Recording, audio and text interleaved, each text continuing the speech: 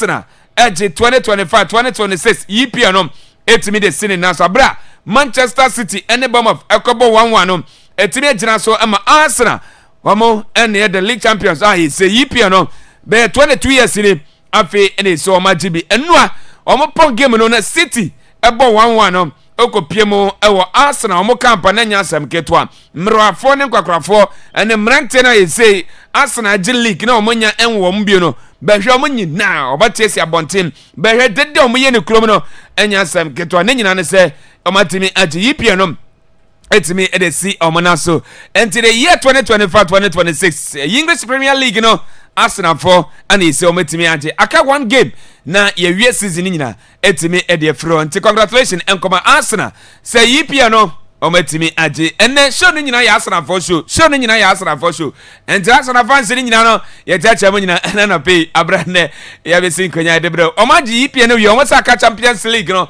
nyame ya adoma 30th omase omokoye edi ama Paris Saint-Germain enti after say omaji EPL no ye fa Champions League no Arsenal for that so betimi abam na ometimi agi na enti Arsenal for nyina good morning and come Arsenal fans ni nyina so no say na Europa League final game no etodwa eno ye Aston Villa na Freiburg na de pem so na Nsamben and two classic coaches no e de atodwa ye de nsem na na pay ye de nyina ebema ana face come on ketenketa ka nyina no mo so for me sabona abobona wo de ebre wo wia wo se ni o shebesin kwanya nkyeremu no ye de beto aso na wia nkyeremu ni wia na ye te asefie afisam no so se 2027 Afcon I say omambi etise Kenya Tanzania for and for Uganda for host no enra qualified draw no etimi abetodwa Ghana group C and yakopiemo ye na omambi tse Cote d'Ivoire and yakopiemo awasa group no na dia sam and sempere for eka emuncham ye de bama enana pe saso and Afcon and the 17th championship of course Morocco no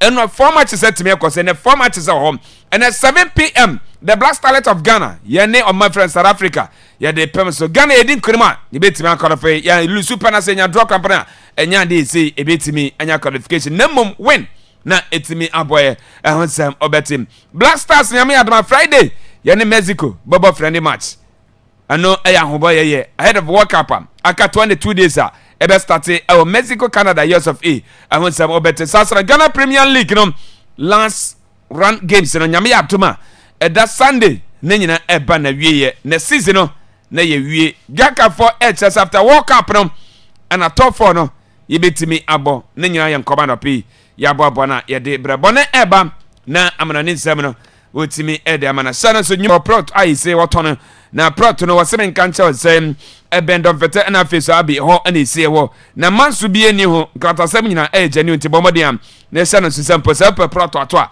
obetimi afri line si na yetimi anjo personal prot no won say timi aka wasem nkancha say ne bo no so eda form enti wo de nsem bo fa phone no na afresh number si 0242 076265 0201 257565 0243 215088 and 0248 974006 ofra obejo so no abo na proton na also timi akwaje no na K Lovet Company Limited no aya bia ai say prepaid power na bia to a onsabe timi aka tempase network ne gira ne na so nti oba won che partner kosa wo se se wura so pie no aya bakope companies akese mo kroma mo use prepaid meter be no de na start say esu wo se nkan che se wo de men ha ho so ba se frɛ no obaba na adwuma mo oba top power ne bi etimi de ma Monday to Saturday channel so na panon so ya start anwumre no nkro ne yapon Sunday ne after church ane so be girema anwumre no nkro Yapon obenwe obrekum ala wakwanso yene Akwaaba radio ene wadan krum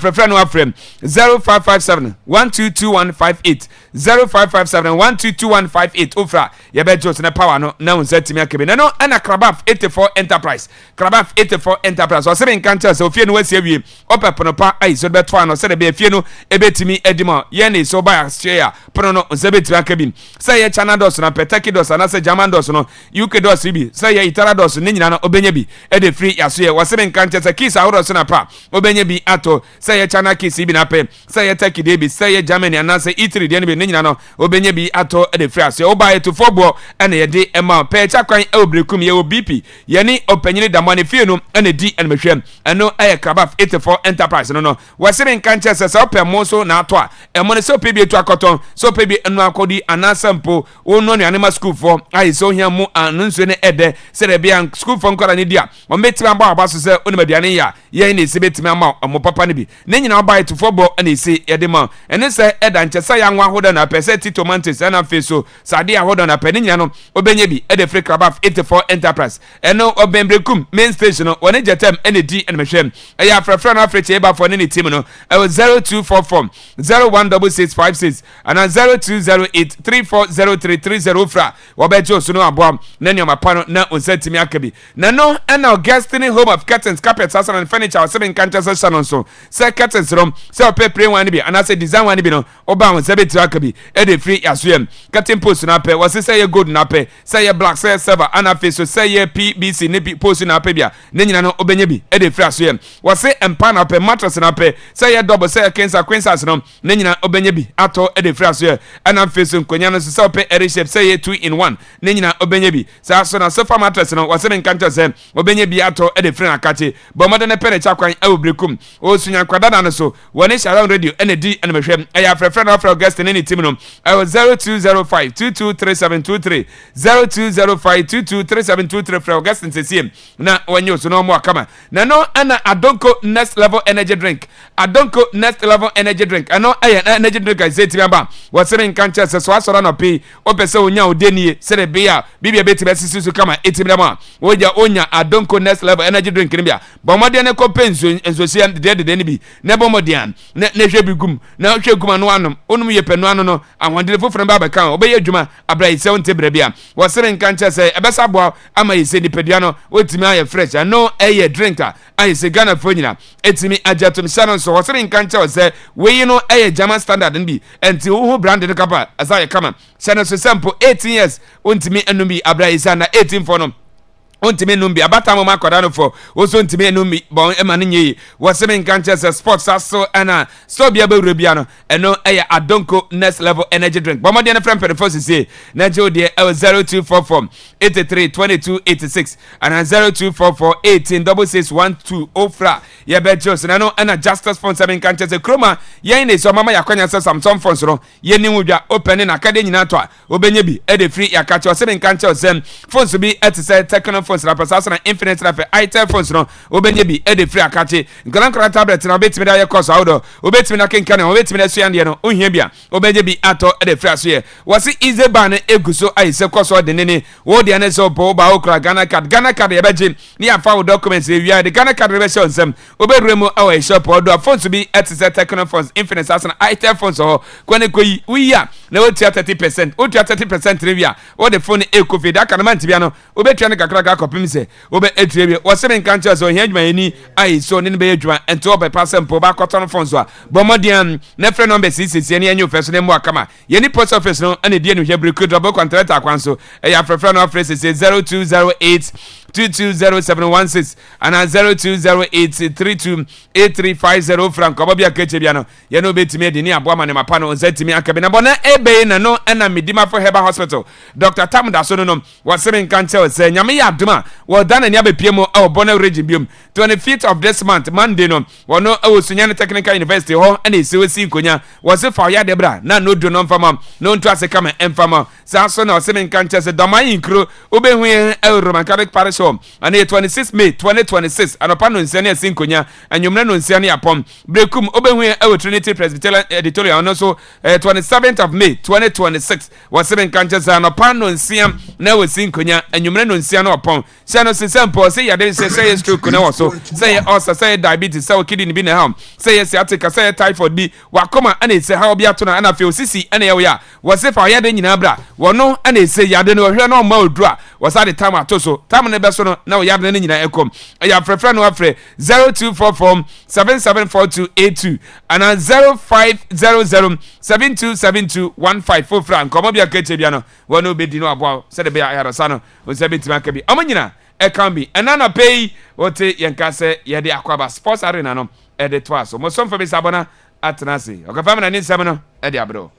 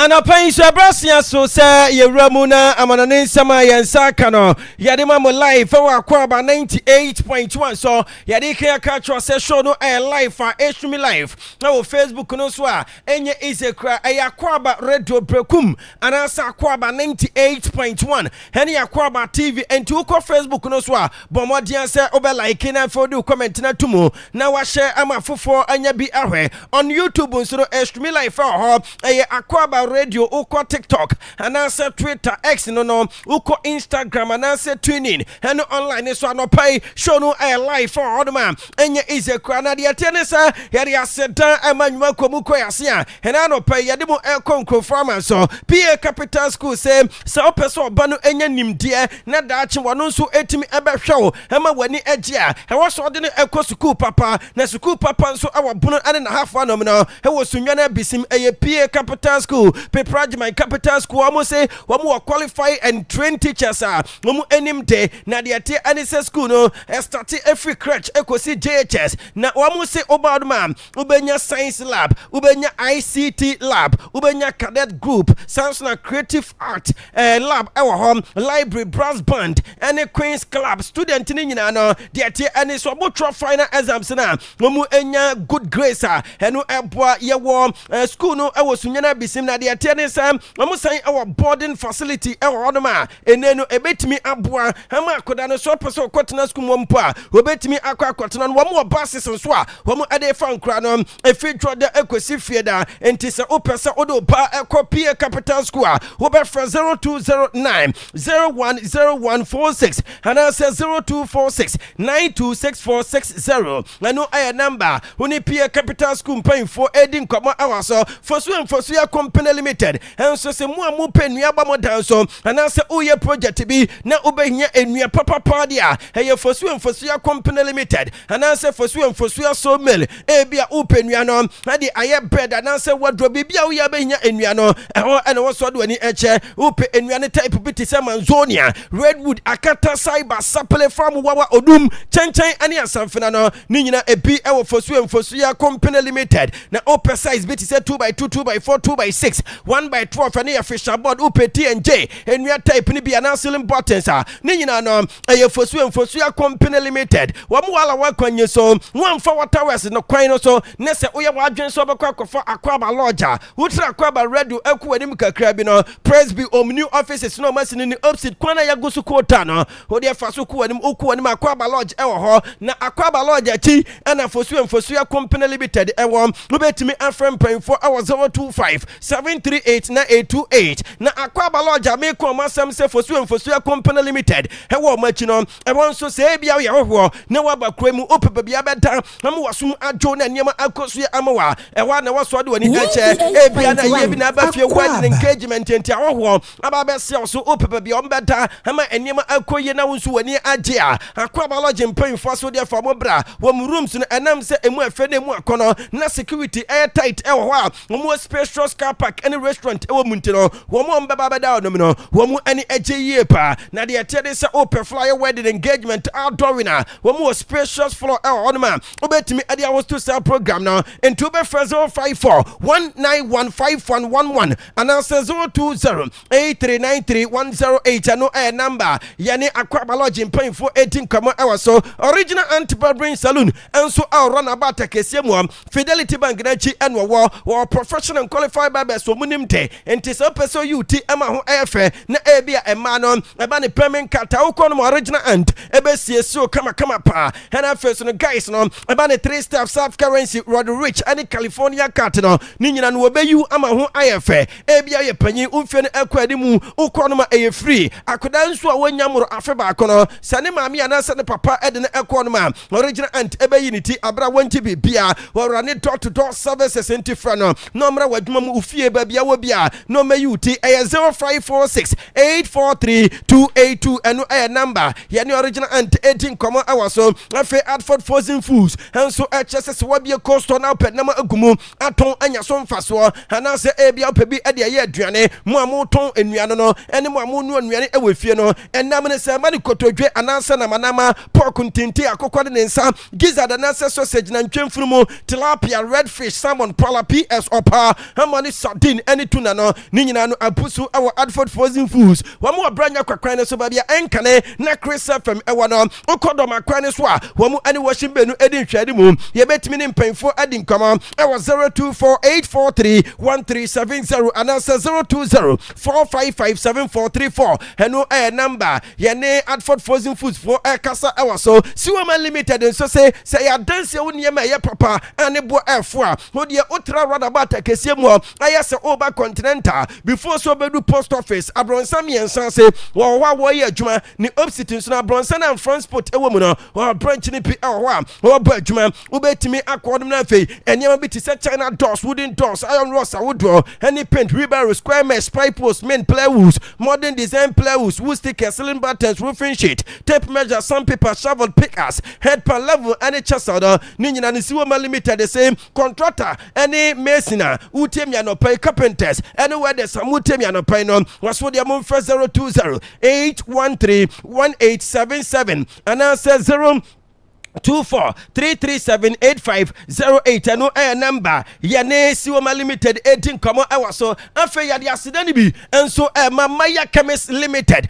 womu aboa yie pa na se ebia wa hospital na ya tro adro ama na upe adro no de eye papa ene de bo efo a Mamaya Chemist Limited ena do ani eche ehonom no upe herbal product a ubenya bi ena de te ene sam adro bia wo pe no ukonoma ubenya bi waseme mfantu adim sam manu mu amupe BBL nuro no ene mu amupe flatom nuro no upese u shape no ayate se Coca-Cola shape ni nyina no Mamaya Chemist Limited aswoye ena ade wani eche ufi prekum biadan station air quality family hospital before so bedu fi memete disaso dan enim no wo mu ewo right wo mu elpo adwuma yie pa enti kona enu bia e wose onsa etimi eka no onso onsa entimi enka WS Bet betting company ba kwa Ghana anom no yadwo mu atumu de ate ane sam upe betting company wom also no ewosoro e wom WS Bet na de wobu ane sam se ebia aviator ananse ebia eba ne car race horse race ananse dog race eba ne instant virtual player di nyina no WS Bet for enso eye ewo hono ma enye is a kwante ba bia benye sikedi no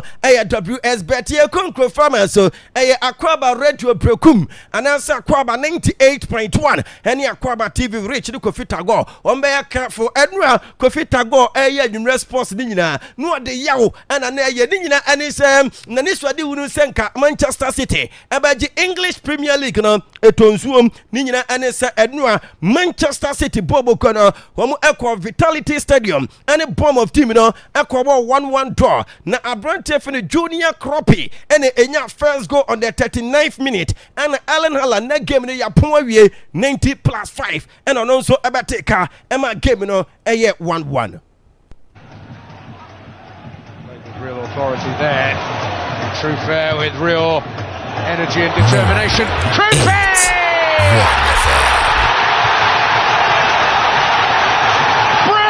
Brilliant goal!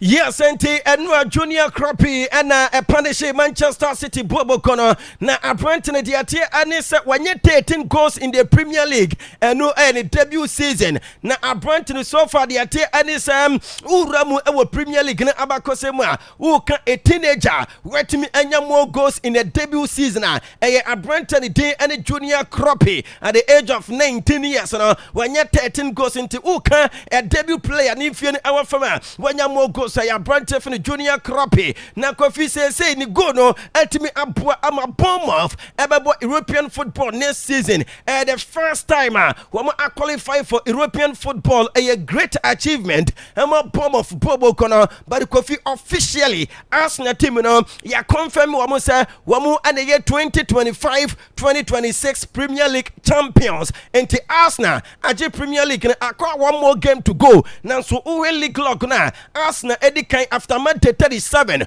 wamu ewo 82 points plus 43 goals. Manchester City at the second wamu so ewo 78 points plus 43 goals and Manchester City wamu nuyamo efobu United at the third na uwe City and Arsenal and Temina Kofi Diate adise say akwakoye 4 points aka just one game to go this weekend no Arsenal and Crystal Palace and Airport na for Manchester City and Aston Villa and Akwaaba say Arsenal team no Edim Kuku de Manchester City 100-0 mpa enya de say Premier League no won betimi agente no a huramu awo North London abonten so Arsenal supporters no enam say 1-1 draw epiemo abrana Bournemouth any City Ebony no supporters in your point game no Kofi London abonten so no especially Emirates Stadium animu no enigie over thousands of spectators and say supporters wo mu ejina mu ema Arsenal Bobo kono agitwi ekọ onom ekọ celebrate ya na enye easy cry over 100 miles. These are the scenes.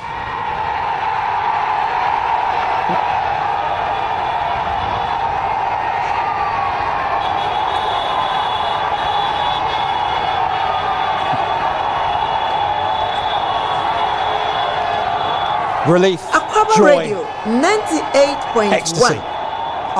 Senti enu ayatama yapon Manchester City and a bomb of game no enwa data na ekoso ewo Emirates Stadium around her supporters no mu dos ye pa na Kofi Abrante fne Erling Haaland they say yenka ema way into City supporters na say we mo try we mo best na na enye enough to merit them the Premier League title enti no krapa ane say 2 years in a row without a Premier League title ayade bia wodi wo ye pa nemom omo akwa toto diama se da be ya next season bibia ebetimi akosi ambuabo and was unya most points you deserve to win the Premier League so about Paul Abrante and Martin Odegaard and Arsenal team about so when you get most points you deserve to win the league so congrats to Martin Odegaard it is well deserved he deserved this trophy it will be tough to see him lifting the trophy but fantastic when a Norwegian lift a Premier League trophy and no summer Ellen Haaland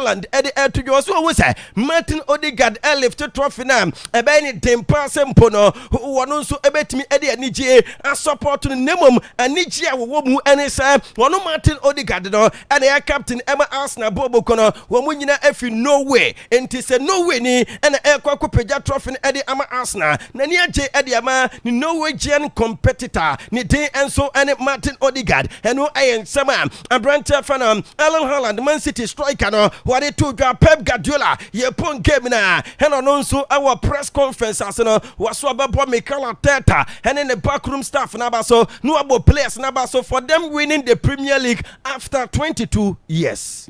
Congratulate Arsenal, Mikel, staff, backroom staff, fans for this Premier League, well deserved. At the same time, for my manager career, one of the years that we fought the more with the incredible things that we could not control, and we were there, never give up. Ano ayan sama Pep Guardiola Manchester City manager. What they to no say why the happiest man on this planet because being at Manchester City no extraordinary. And on Central Forces said we happiest man next season said the name Ebesiako and was in next season ebaba back one be bounce back na fe one baba win competitions one compete and on bisa said in the future no nanu ebeto just at the end of the season walk and was oh dear one chairman ebe kasa na onimsa supporters no west or 1 more year contract na supporters no so anybody so beto so adwuma amuomo one so anybody so beto so adwuma amuomo nemom enkomodie ebe koso after the season until some Pep Guardiola what they told you. Are you still going to be in charge? Listen, with the club always I talk, but not now. So 3-4 seasons ago, when it was 1 year left, or we didn't extend on that. Because in the first, you have to understand, you should talk with my chairman first, right? And after that, when I talk with my chairman, so we decide to have 1 more year. We talk everything, and we will decide. Do you know when that? Ano ayan sama Pep Guardiola Manchester City manager no wano ede emma ye na Kofi Tama ye pon game na make say uramu ewo Emirates Stadium ani je ekos no de tie ede so uramu ewo Sober Center ba bia Arsenal eye 20 na players na agada e honom na ye pon ana say Rafi ebo history mu no ewo Sober training grounds wonom no Kofi Arsenal players ani cha say the board of directors ni bi mu ani the sporting director ani Mikel Tamo anichi anu mu ewo mu no na no edinye pa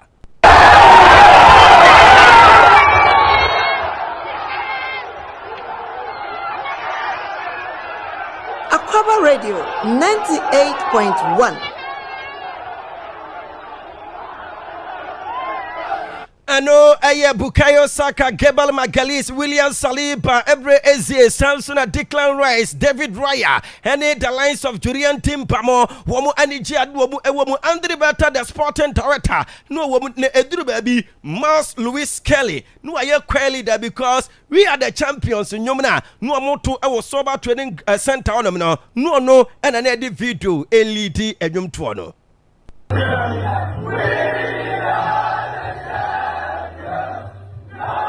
The premium energy drink at Dunko Next Level.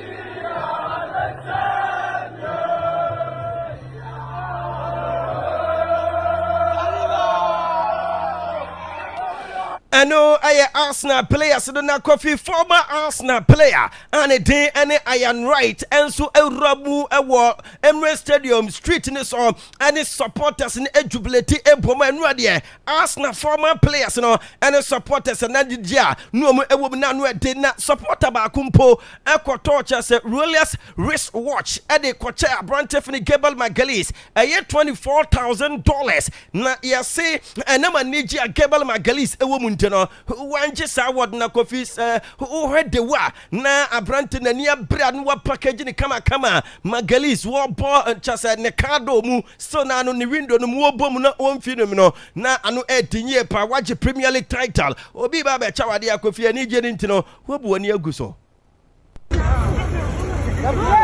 Jesus Gabriel Jesus Jesus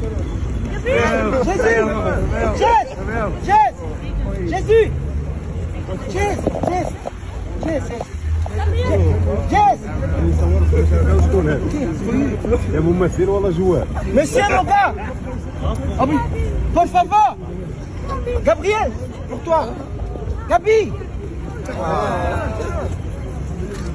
Kofi eno Arsenal supporter one so na dwense Gabriel Magalhaes wade ade akwacha na no wrist watch ane bo no wo suru ye pa na Kofi de senko ana say wo tie mi anopa ya sambra Facebook no so na behwe Emirates Stadium odom de wade hodum esi etie asat 1 am ana face no urama de etie ane say anopa yi abrante for the Declan Rice any players no esa returned to Emirates Stadium say wo mo any supporters ne twetwa mfonyini na Kofi mfonyini twanu a na brand for Declan Rice ejamu Arsenal because they are the champions of the Premier League.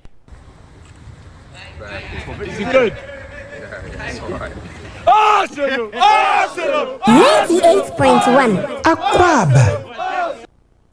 Aye, a brand any day, any Declan Rice. No, now, Udia 4 a.m. Ahmachiya. Our London street, so especially closer to the Emirates Stadium. Kofi did not support us as at 4 a.m. No more air, no, and Kofano, 22 years, no more brepa.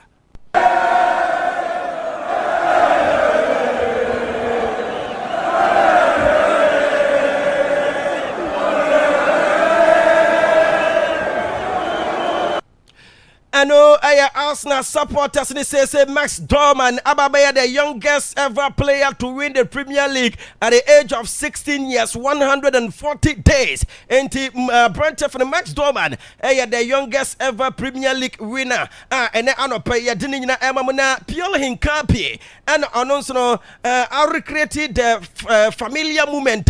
Na just a Manchester City supporter, also no bottle be beer anymore. Na branded with Arsenal, Wamo Enso Locono, and Brante Fana Hinkapi, and so I sad the pepe. So also and no Manchester City for Wamusu this will Nasese Kayavet, and a Capra Areza Balaga, Noni Madreke Bunina, and winning the Premier League after leaving Chelsea to join Arsenal. And no, and every Eze our Instagram or say God alone decides 22 years, hold that, not just say, I know 18 years pa. Nadia and it's Gebe Jesus. So say one time I know what Brazil no bomber Pramarash no na Pramarash for Brazil League title no na take you about 22 years no more NGB na the time no the 22nd year no omo SI HHS Brazil League title no and was say Uba Arsenal so Arsenal bobo kono take you about 22 years without a Premier League title and he said nay one also at me and really be after 22 years na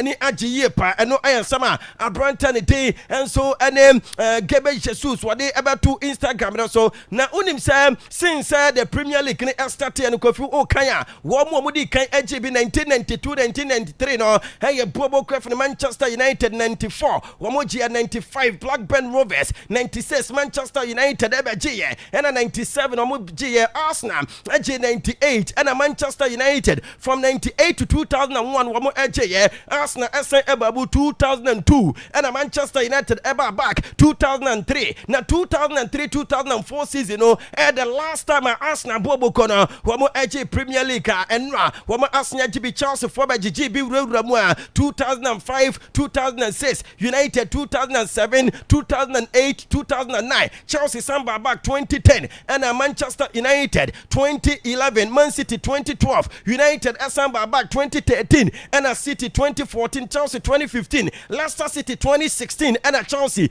Samba back 2017 now Manchester City Bobo Kono 2018 2019 you know moje Liverpool ever back 2020 and City 2021 2022 2023 2024 and 2025 rich mutim Liverpool ebeje ya Arsenal 2026 wamonso AGS wamana so na so far urama Liverpool Bobo Kono our 20 Premier League titles Manchester United and so our 20 and a Bobo Kono Arsenal wamonso our chasa 14 after the Edison City our 10 Everton our 9 Aston Villa our 7 Chelsea our 6 Sunderland our 6 and Newcastle and so our 4 our Odoma enye is a credit no pay didn't you know na Mikel Arteta so Kofi the and it's finally after so very Bobo Kono Arsenal in the year 2019-2020 will place the 8th in the following season 2020-2021 8th and 2021-2022 will place the 5th 2022-2023 what the Arsenal team at the second 2023-2024 second 2024-2025 second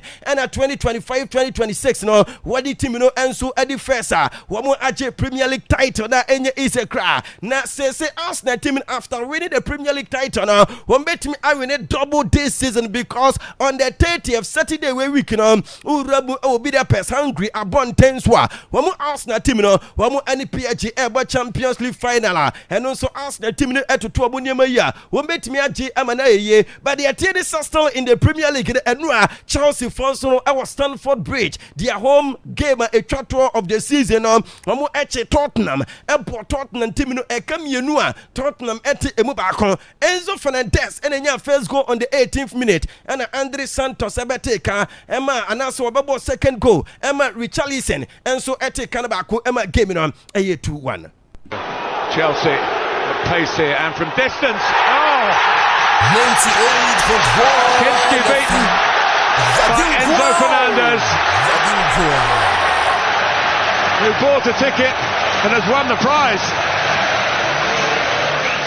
Gambles Kinski going the other way. It's a brilliant. Powerful goal and Enzo Fernandez shy away Abua Hamana reached 20 goals contribution for Chelsea in all competitions this season. Callum McFarlane no interim coach Emma Charles Bobo Kono and say Abrante Enzo Fernandez who born abaso no about the entire team in abaso and performance of modernity at the Edwin and before the game João Pedro already Chelsea Player of the Year award wamo edit award to Emma na we for you kama partner and performance Chelsea Adenadi in the Premier League Nintino Kofi so far Nyadia say won't bet me a finish 6 Akwaaba Champions League football is either Europa League or Conference League because Arsenal team Wamoji League Ama City Atos Mienu now friends Manchester United Atos Miensa Aston Villa and the lines of Liverpool ni bomb of Munina our Chelsea and him Chelsea at the 8th Wamu our 52 points plus 7 goals na Tottenham Fenua Wamu Edim Kukuno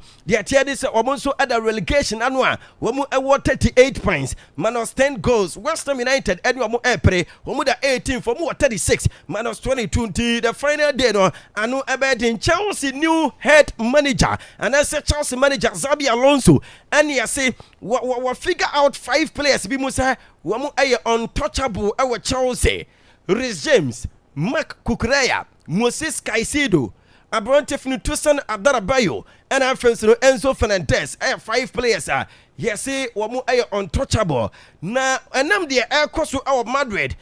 Ene amamfa Kasem Mbappe Akwa Madrid no enkoye ema Madrid bobo kono enti anwe ya wane Vinicius Junior emu bakom ebeja no kwan at the end of the season. Yes, Chelsea team no wamo manager Anite and Xabi Alonso afa phone any Kylian Mbappe maame akasa sa opesa koda no wasan ehia ne our Chelsea because okohia ne our Madrid no ne do na eda omuntam no oni sa Branton eba enyima bekoye amwono Xabi Alonso any Kylian Mbappe in the Premier League na yebisa ko Palmer say Xabi Alonso ene wo bai no e de asem e no beka afa no so wo bio wa Chelsea enya sad news no e excited especially players no nti e ka omonko a enka wo start adwuma everyone is excited can't wait to get started and no sama go Palmer what did you do Cole, I guess it's been quite the weekend, so let's just start with the reaction in the dressing room from that news that you're going to be working with Xabi Alonso next season. Yeah, everyone's excited. He's a top manager, so yeah, we can't wait to get started. Obviously still work to do this campaign. Do you sense though perhaps it's added a little extra motivation now to this dressing room that he's going to be watching on, make his plans for what's ahead? Yeah, well obviously it should be the motivation there anyway, but you know everyone wants to impress the new manager that's coming in, so yeah.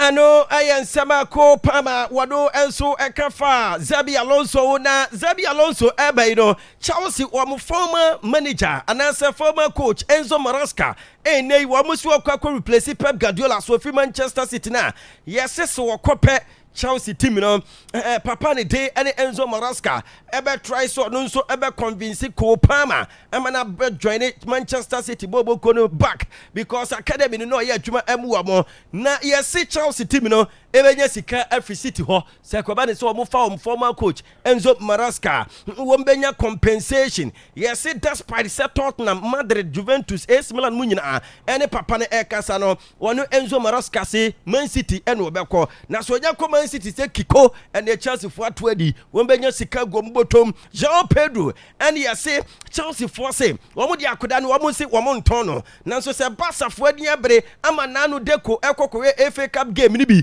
na still na omu gusu edi abrante na chi a 100 million euros Barcelona for Emfamara na Barca for this one be do betimi bia se da be yo be kipu abrante for the Marcus Rashford na se even kopun anya permanent dollar another loan offer and omu wiade mu so body be for abrante na de mete enisa Hendrick so no and returned to Bobo Kef Real Madrid after the loan deal our Olympic Lyon no we returning a Lyon for our ex and answer Twitter no we almost say 5 magical months with Hendrick and we almost say we bought 21 matches wonya 8 goals 8 assists 16 goals contributions in 21 matches so mo edana say na Hendrick Eco Madrid no we akwa join Abrante Fernando Junior Akofidi and say o ma yimfo yini kama pa and Hendrick Eriababa Tocha say Instagram so na Real Madrid team no etia 3 million euros release clause at the amount Benfica for Mourinho and to say Manugusa Mika say no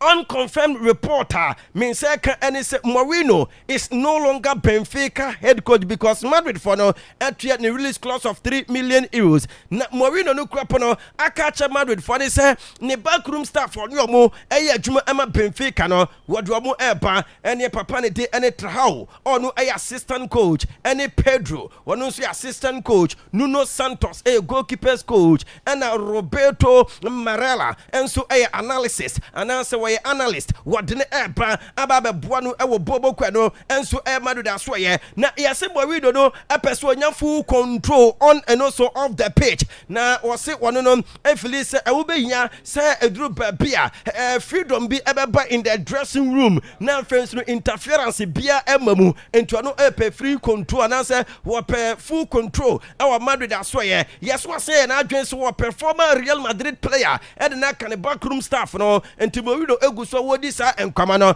eno achi no yes say wo bu say ya kekanka se papa ne eba nemum in the month of May party se na enu ambeka cha mo se aje fi 24th welcome and I'm paying for everybody day no they made it and it's the beginning of June and an official announcement in Ebaba a 2 years contract so we need La Liga within 2 years now one more 1 year Ebaka now 3 years Real Madrid as well na yasi Mourinho akacha Madrid for say Sporting Lisbon midfielder Morten Holdman one more enkonko for Branton Emra na yasi Sporting for no so no demand 50 million euros Rodrigo Hernandez Cascante and so Dinuma and I say ni Dina up yasi boy no sukrapo desperate simple no when you married Obeba because Pep Guardiola babeko enu asana be catch mo na say Benfica Mourinho kwa hwan neba Ruben Amorim and Ekwa replace Mourinho wo Benfica Australia na ropai ya de nyina mamo wo Akwaaba 98.1 so Southampton Fonso Kofi enu anwumre and a confirmation eba say Premier League na say urama the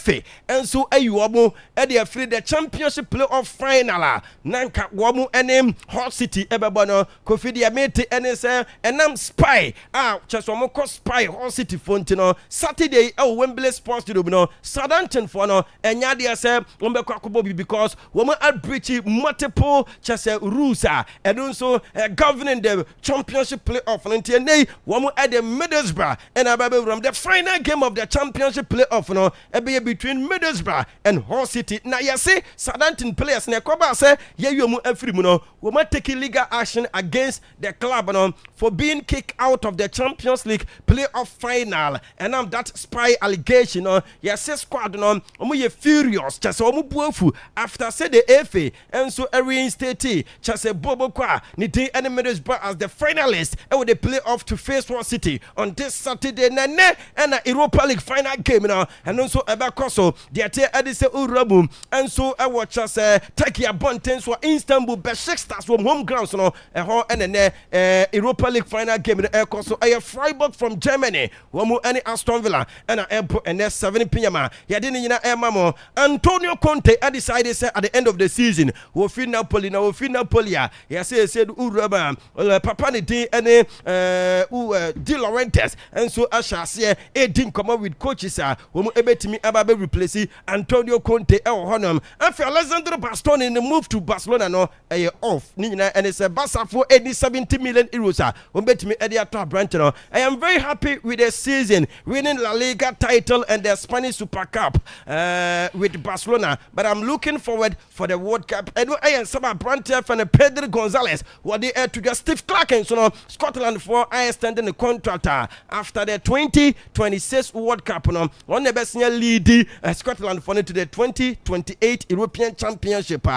Scotland for no so co-host na and Roberto Martinez and the squad for the 2026 World Cup for the Portuguese national team. Now goalkeepers ne ayamiensa Abrantani Din and Ricardo Jose Sa and first no Rio Silva Abrantani Din and Diogo Costa Nuno Mendes and as Abrantani Matheus Nunes Diego Dalot Nelson Semedo, João Cancelo, Ruben Dias, Samson Gonzalo Inacio, Thomas Araujo, Abrantani Din and Renato Veiga, and Nuno Mendes. Midfielders no Samu Costa, Ruben Neves, Vitinha, João Neves, Bruno Fernandes, Bernardo Silva, Takas no Rafaelio, Francesco Conceição, Samson Pedro Neto, Francisco Trincao, João Felix and offense no Gonzalo Guedes, Abrante Gonzalo Ramos, any Cristiano Ronaldo Nagovi, Papa enemy squad no. And what day Diogo Jota, Eka ho, no be sad day. I see a 26 plus 1 Senka Abrante Nuya. Nka World Cup Roberto Binti Roberto Martinez Dino I can say 26 plus 1 and Diogo Jota. Oh Kufi. Then come guys, then come guys, a man, yes, Abasa, as was I now go away at the Seas World Cup and Ronaldo and a name also say at here for you now marking the rest. Brazil for Echo, Akwaaba fight here, Bumnafi, or Major World Cup and about Brazil. Yeah, that's it. And you know, I am a son for Mr. Abana and now 10 and Casse, I'm on in 7 wedding SC. Yeah, call Usia Singonia, yeah, Conoho, now the Nichimona Edia about we pay ocean air after ocean. Na ya TSC fie common it me eda twice aha Akwaaba radio 98 America Caracas and nation in ya Arsenal for sure enti omone isi agi league no enya se oh and then Goboku Gasna Goboku ne Goboku ne ya no asi manufie kwa na course no ja man for tata me na me say mata money sitting kwa na ball league no na ye 20 clubs na na ball league o page me son page na so waje wo say aja fiesem Cap in Mukula Liverpool is Moja from. Manyan visit. Hey, Manyan free. Oh, Liverpool for 9 years. Maybe I'm sure Arsenal fans. I'm saying, "Mama, can have some." Ja. Nanya no kwenti no mba. Okay, so we have a call. Okay, you. Any my Etiana, my Etiana. Me have a tray. Yeah, you ain't same. Sa. Emfa, my sanity. Me gadgets. Engu form. No 20 cedi so I'm punching back. You are not Yakoto. I say unim. Okay. After all. Yeah. Arsenal. Aje Premier League no. Yeah. Na in fact, yamo Arsenal baso di edika. First of all, they deserve to celebrate the way they are celebrating the trophy. And ye catch us said there was a possibility, a real chance. Arsenal Veggie League then because the opponent that Man City were facing no 16 games unbeaten in the Premier League, and eventually even Man City taker, but Arsenal only needed City to drop points for them to be champions. Now, in fact, after Arsenal winning league, you know, and the celebrations, you know, in fact, a chassis when Junior Group share go, no, because vantage points London across the world, Arsenal fans, no, Mabonchenku. Where say and you no ebe ya omo 90 na and after 22 years Kofi of waiting finally it is Arsenal's time. Na omo J League ni we na I write ebe churo bibi say ye video say Arsenal foi eyemo night yenji ye ni nemo ye hwe ye ho ye but anadwo de ye ntinsi street na ye enjoy okan we ya say odim because during that time na fans ni nyina troopy in I know me who free that you see omo nyina di America go London echo behind the Emirates Stadium and right Akwaaba can so Arsenal fans and I don't know me say I watch them through because they were streaming everywhere everywhere now omo mo be Emirates Stadium Wow. It is the first time I asked na AJ Premier League since I moved it to Emirates. Wow. This is the first time because the last time hybrid. Okay. It talks about how special this one. The Arsenal that has suffered for long. But next season, be could the gold badge.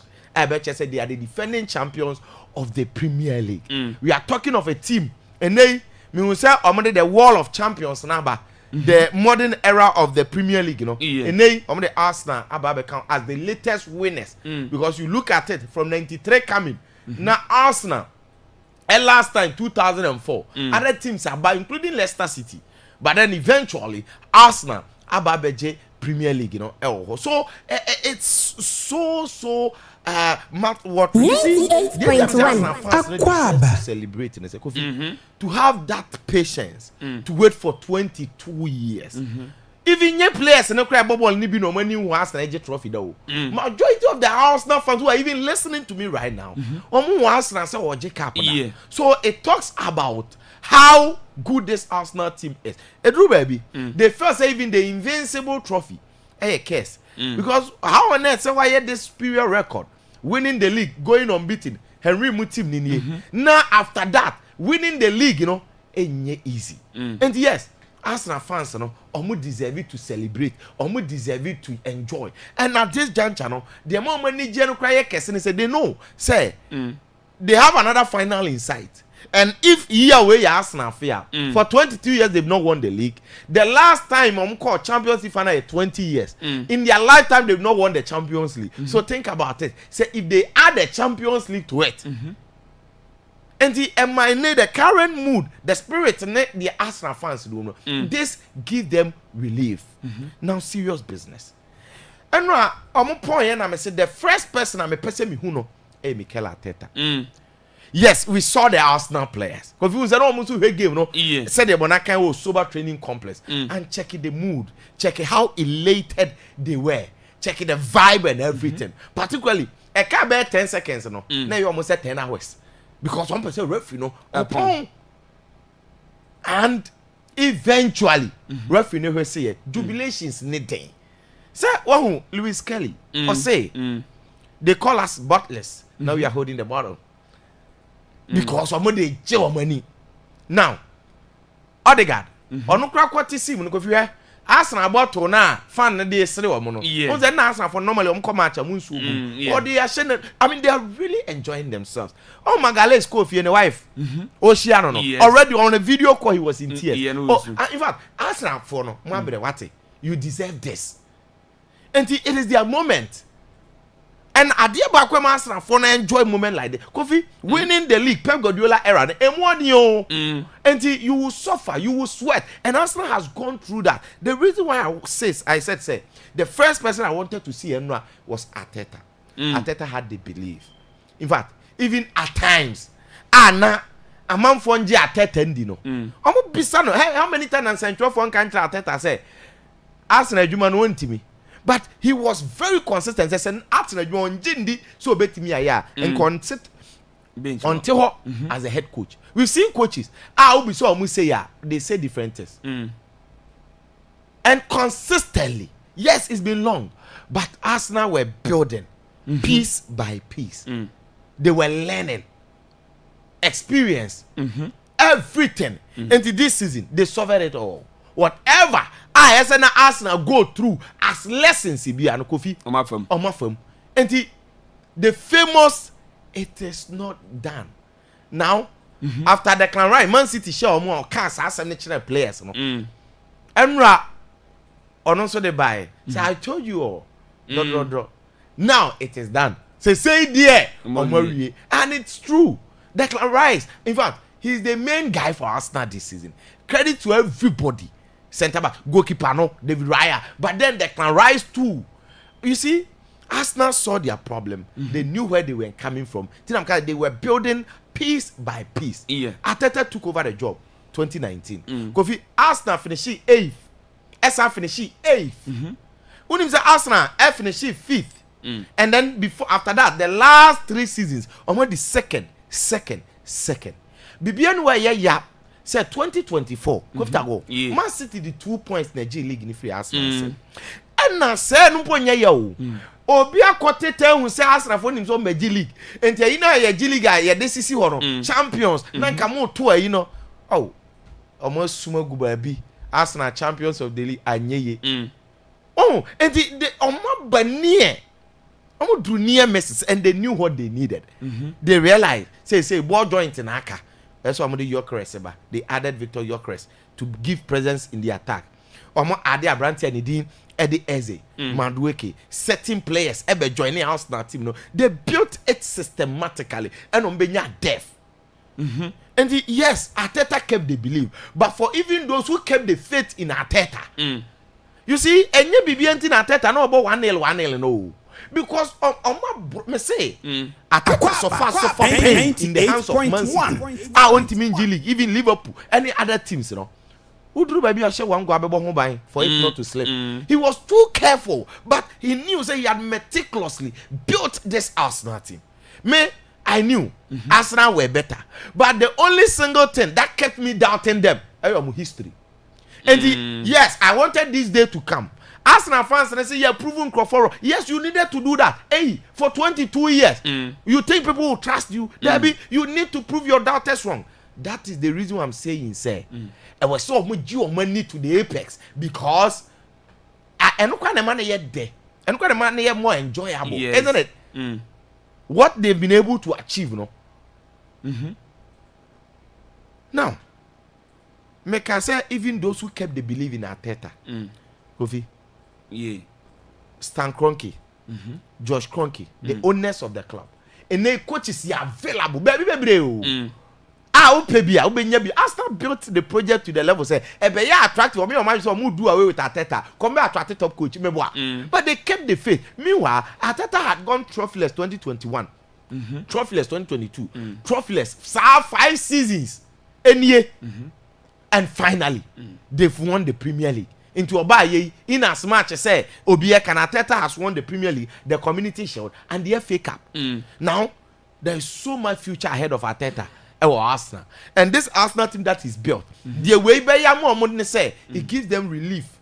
Scare be any hobby, nothing. And the training say, even now that Yatis a Pep Guardiola aircon, league in be open, and Arsenal are the new kings. And it is their era, ABA, or more dominated to win not just this one, but they have a strong team next season to stand as favorites.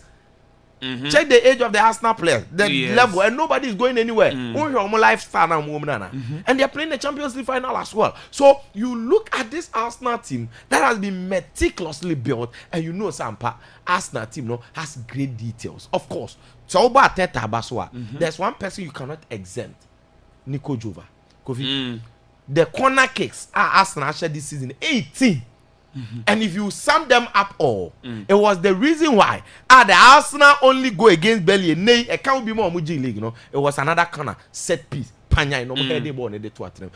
Omunina Juma Sno in helping this situation because they analyzed what they needed to do, the details in the game, and built this team very, very well to make sure that this season there will be their season. In fact, Arsenal has really, really done well. Arsenal has really, really proved critics wrong, and they've shown Sampa this year there. No matter they no be abeka eyomoafe. Oh, the omojina hono. After go a Premier League in a trophy, omon lighting up. It was sober training complex. And Arteta in building the mentality of the boys. He didn't start here. In fact, when Arteta brought that pocket picking guy and they say, "Oh, maybe your more phones were dining table," but Okase he was sharpening their awareness, right? Yeah. And then or the way see her as illusion. And no catch on say they will light this up the day they will win the Premier League. And no Saka mukojina ho. And no say light it up now. Mosi eje amobeso. And now I think they will do something grand, something beautiful. And Saka no moaso this very thing. Telling you, me catch on say Man City beje Champions League no. They printed the Champions League there. I think no we a copycat of Pep Guardiola. And every single thing that Pep ayebiamane hu no, he brings that to Arsenal. Hey, so so why are all or nothing? Omukochi metric, just that Pep and the original print, right? And Oceano. So, but so share the way Arteta, in fact, every single thing tells every us. And you see, for those even who kept the belief in Arteta, Pep Guardiola can home. All the time now huge pressure about it, so no. Sometimes he abandoned the pre-match and speaks about Arteta. Say he's an exceptional manager. He believes Arteta in Arsenal it will work out. But it will work out. No, no, some person obey jam. Now, I'm going to say Akwaaba ne jam no. Obey jam. And now jam. Until finally, it is Arsenal season. In fact, Arsenal words cannot explain how happy I am genuinely because look at Saka. Lusu or say we the Arsenal fans need deserve more. Finally, they've given them more. They've given them more with one game to go. And they, listen, 20 Premier League titles for Liverpool, 24. Liverpool, as a man, you and I 2020. 28. Okay, yeah. And now, Akwaaba 98.1. And it talks about this Arsenal team and where they've got into. In fact, the normal league way Dennis, even as Wenger who went invincible, echo 14 years without winning the Premier League. I'm for Unai Emery, 1.5 season. Quickly they changed him. They brought Arteta, kept the faith, and then it is against the modern teams in the ethos. Say coach, you know, and then they kept faith in him for this long because they saw the progress, they saw the improvement. I'm happy for Arteta. Now he's going to be regarded as a top coach. People will believe in him. People will keep faith in him because I'm confirmed for but meanwhile, they knew he was putting in the work. Why man? Too much about Arsenal. There are a lot of things that we need to talk about, and so and I still Arsenal for them some. Okay. Go and there. First European final this season. It told you 7 p.m. It was Istanbul. Na French referee the other François Letizia. And a Kwakudi. Okay. Freiburg near Aston Villa. Now, Villa team, of course. Think about it. Unai Emery is the coach. And they are in the finals again. This time round, Europa League. In fact, Unai Emery is called the king of the Europa League. Because in a final, no question say he's entering his 6th Europa League final. This coach could a Europa League in a 4 or the Sevilla jet was so 3 repeat again. Obefa Villarreal. Who is some poly team ni ntimi nya hwe. But obeje ye no or the Europa League. You look at this same coach. The last time I was saying this sometimes having said coach Emma unya they believe say with this coach everything will work out. We will win the league. We will win the Europa League because they know so why be that. And tianunko ginger fans no. Now they are facing a team and the other Freiburg. For Aston Villa first, Kofi, since 1982, our European Cup, which is the Champions League, no. This is the first time almost standing a chance of winning another European final. Wow. And if Arsenal fans for 22 years, think about they work for 44 years without winning the European Cup. So Unai Emery to me, in fact, majority and a chunk of Aston Villa fans, no, Aston Villa Okuta trophy though. You are 44 years, no, so only 50 plus. You've never witnessed Aston Villa lifting the European trophy. And is such a huge night. I will take you home, Istanbul. Now they are facing a team, yes, or no, so. When say Freiburg in both European final be other.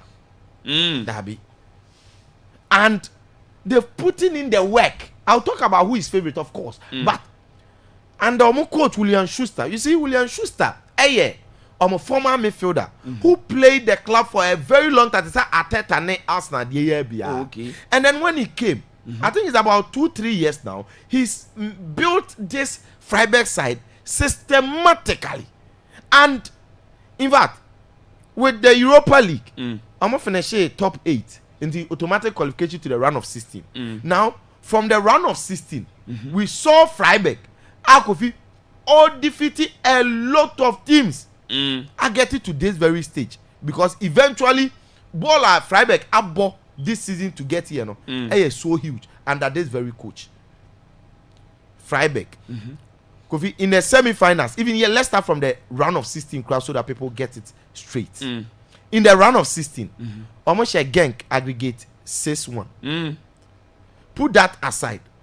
The same Freiburg, so share the other games or boy before so mo be share Braga about be do this finals talks about adwumaso na mo put in now talking of favorite said an American idea I know Freiburg team no under Julian Schuster goalkeeper ya Tubolu okay now Matthias Ginter the obi anim from Dortmund one Philip Lennart Ghana ne Austria no bobi Austria center back second one be Kevin Danso good now were threats because in the midfield kuta a young 20-year-old Mazimbi Johan Mazimbi on board patuntum of Switzerland and he's scoring for them even though he's midfielder but then attack Abrante and the Igor Mantonovic very good striker in the league he's having double numbers and then in the Europa League he's scoring a lot of goals again right winger Abrante and the other Nicolas Besti and then Griffo. These are hola. These are players in the team. They soak pressure, mid block. Take quite deep, but they are good on turnovers. No more hit on transition and now counter attack. They far wide. Cross. Mantanovic na abobo na they are them. So clearly, that is how Julian Schuster has built this side, and it is working for them. That is the reason why they are in the final. But then, talking of the favorite, Kofi, if an inexperienced coach, our European terrain, face the king of the competition, definitely you know who is the favorite. Yeah. I looked through the Aston Villa squad, and I'm going goalkeeper Krano, Emiliano Martinez is a World Cup winner. What that World Cup final, Europa League final, and at the kit will be not just that. Aston Villa finished second, our league phase. Yes. The way bro Lille, Celta Vigo, any the other teams before getting here. No? Any other teams, you know. The last time I'm on a Nottingham Forest. Yes, they lost at City Ground. Nottingham Forest 4-0 or more. You look through Ole Watkins, it's on form. The last 10 games, 10 goals, 3 assists in all competitions. Oh, Jiran and 9 so. I'm team look at John McGinn or call pre-match nibi. Not John McGinn, Morgan Rogers. Yuli Tielemans. And when you look at the whole Villa side now, talks about one thing, say, even having the coach, makes them strong. So, and I think, say, enumerate here, Villa fans know real hope, and Unai Emery, I'm betting on Villa to win the Europa League. Kofi, the Spygate scandal. And Kofi can say, Yen can want them because BB Koso, playoffs anymore between Middlesbrough and then Simon the Southampton. Kofi Obekaya, that was on the 12th. And now almost share the playoffs no. I say for the Omo final or Wembley. Now Akwaaba joining the two teams Omo qualify Ebebo Premier League. And the and ka final no there. A Middlesbrough any whole city. But not Middlesbrough. Southampton. Sorry, Southampton any whole city. But time was Southampton Middlesbrough no. And information about thing says say even though you but kote echo spy Middlesbrough for training echo try videos and the be preparation which is against the laws of the EFL. Now it is not the first time BSC. But then, because an entrenched rules, a year more punishable than the previous one. Middlesbrough, the assembly called EFL. And penny for tenants and Enra, they brought out a statement. A statement in actually say, Ampa, as Southampton Ajah to me say, or more disable, and not just against Middlesbrough. But Omaye be against Oxford City. Omaye be against Ipswich Town. And there are multiple times and Omaye. And penny for according to the rules, rule 127, Kofi, Omo expel Southampton from the playoff final and rather reinstated Middlesbrough. Until Southampton and Kokoba final no. Omaye no efrim. And normal replacing with the team that lost in Middlesbrough. So on the whole city, Saturday 23rd May, Omunkobo final. Interesting. Again, almost some more additional 4 points deduction. Into next season, so almost started even in the championship. Almost started with -4. You see, asem ni see ya na me kohwe o mu coach no o German coach friend Thunder Eka na after this and penny for separate investigations into the coach team photographer no channel no sporting director anyone who are directly involved and some almost so you punishment aba because you see the entire America says Spygate 2 scandal they say we've witnessed Spygate 1 Spygate cause spy will be training illegally because I'm running what EFL no that was in 2019 Derby County any Leeds United and Uruguayan national team coach they say Marcelo Bielsa the Argentine Esuma spies emo koye ekwote Derby County for training no mo twa go the be preparation the tactics and no the be boy eba Premier League nim in fact mpani for chi o mo no o admit ye so mo aye and o ka say ono ho boni bi ewom so mo yes sir in fact obey 70 minutes PowerPoint presentation on in central form kana waka chire catch o say almost every opponent on nabo bia san waye at the time namra no only prohibits say onye sir and the omo fine 200,000 pounds and omo ebe ye mra no foforo and your friend rule 127 and no be shame say there according to the rule 127 no go fit go so unim na bo hu musuo na koye sa de we na ye chewa which I say rule 127 prohibits observing another club training session within 72 hours prior to a match between the two teams and it prohibits and then further sanctions and with just 2019 and someone say munim say o my rule amunyina makwaji atum no any kwan say even if at the time coach and the Thunder Eka no ni ho because a German coach Akwaaba the club knows yes mebwa say yes awa and omo hwe not one not twice and o ma admit and finally Hull City and then Middlesbrough but finals of the playoff our championship and eventually Akwaaba Southampton has been expelled. Yes, in but to be any day. Mate, yada see no aye Hussein Adams na Oten Nkase amana nsem wadi SC Ocean Eba na otimi edinidia amai. Was a congratulations to Arsenal for winning 2026 Premier League.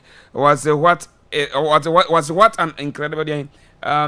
You know, I say the players and the coaches and the fans all deserve the moment of glory. Yeah, that's we was a bit ambakuma him message. What the was a good morning champion Kofi Tagom. Was watching you live at Kwawu Sankaraka said Boston High School. What a hats off to Arsenal fans across the globe for winning the 2025-2026 EPL title. Was the next season will be Manchester United season. So other teams should be out prepared well. Yeah, that's we are born in Cisco the humble message. What the what's good morning? Was on board.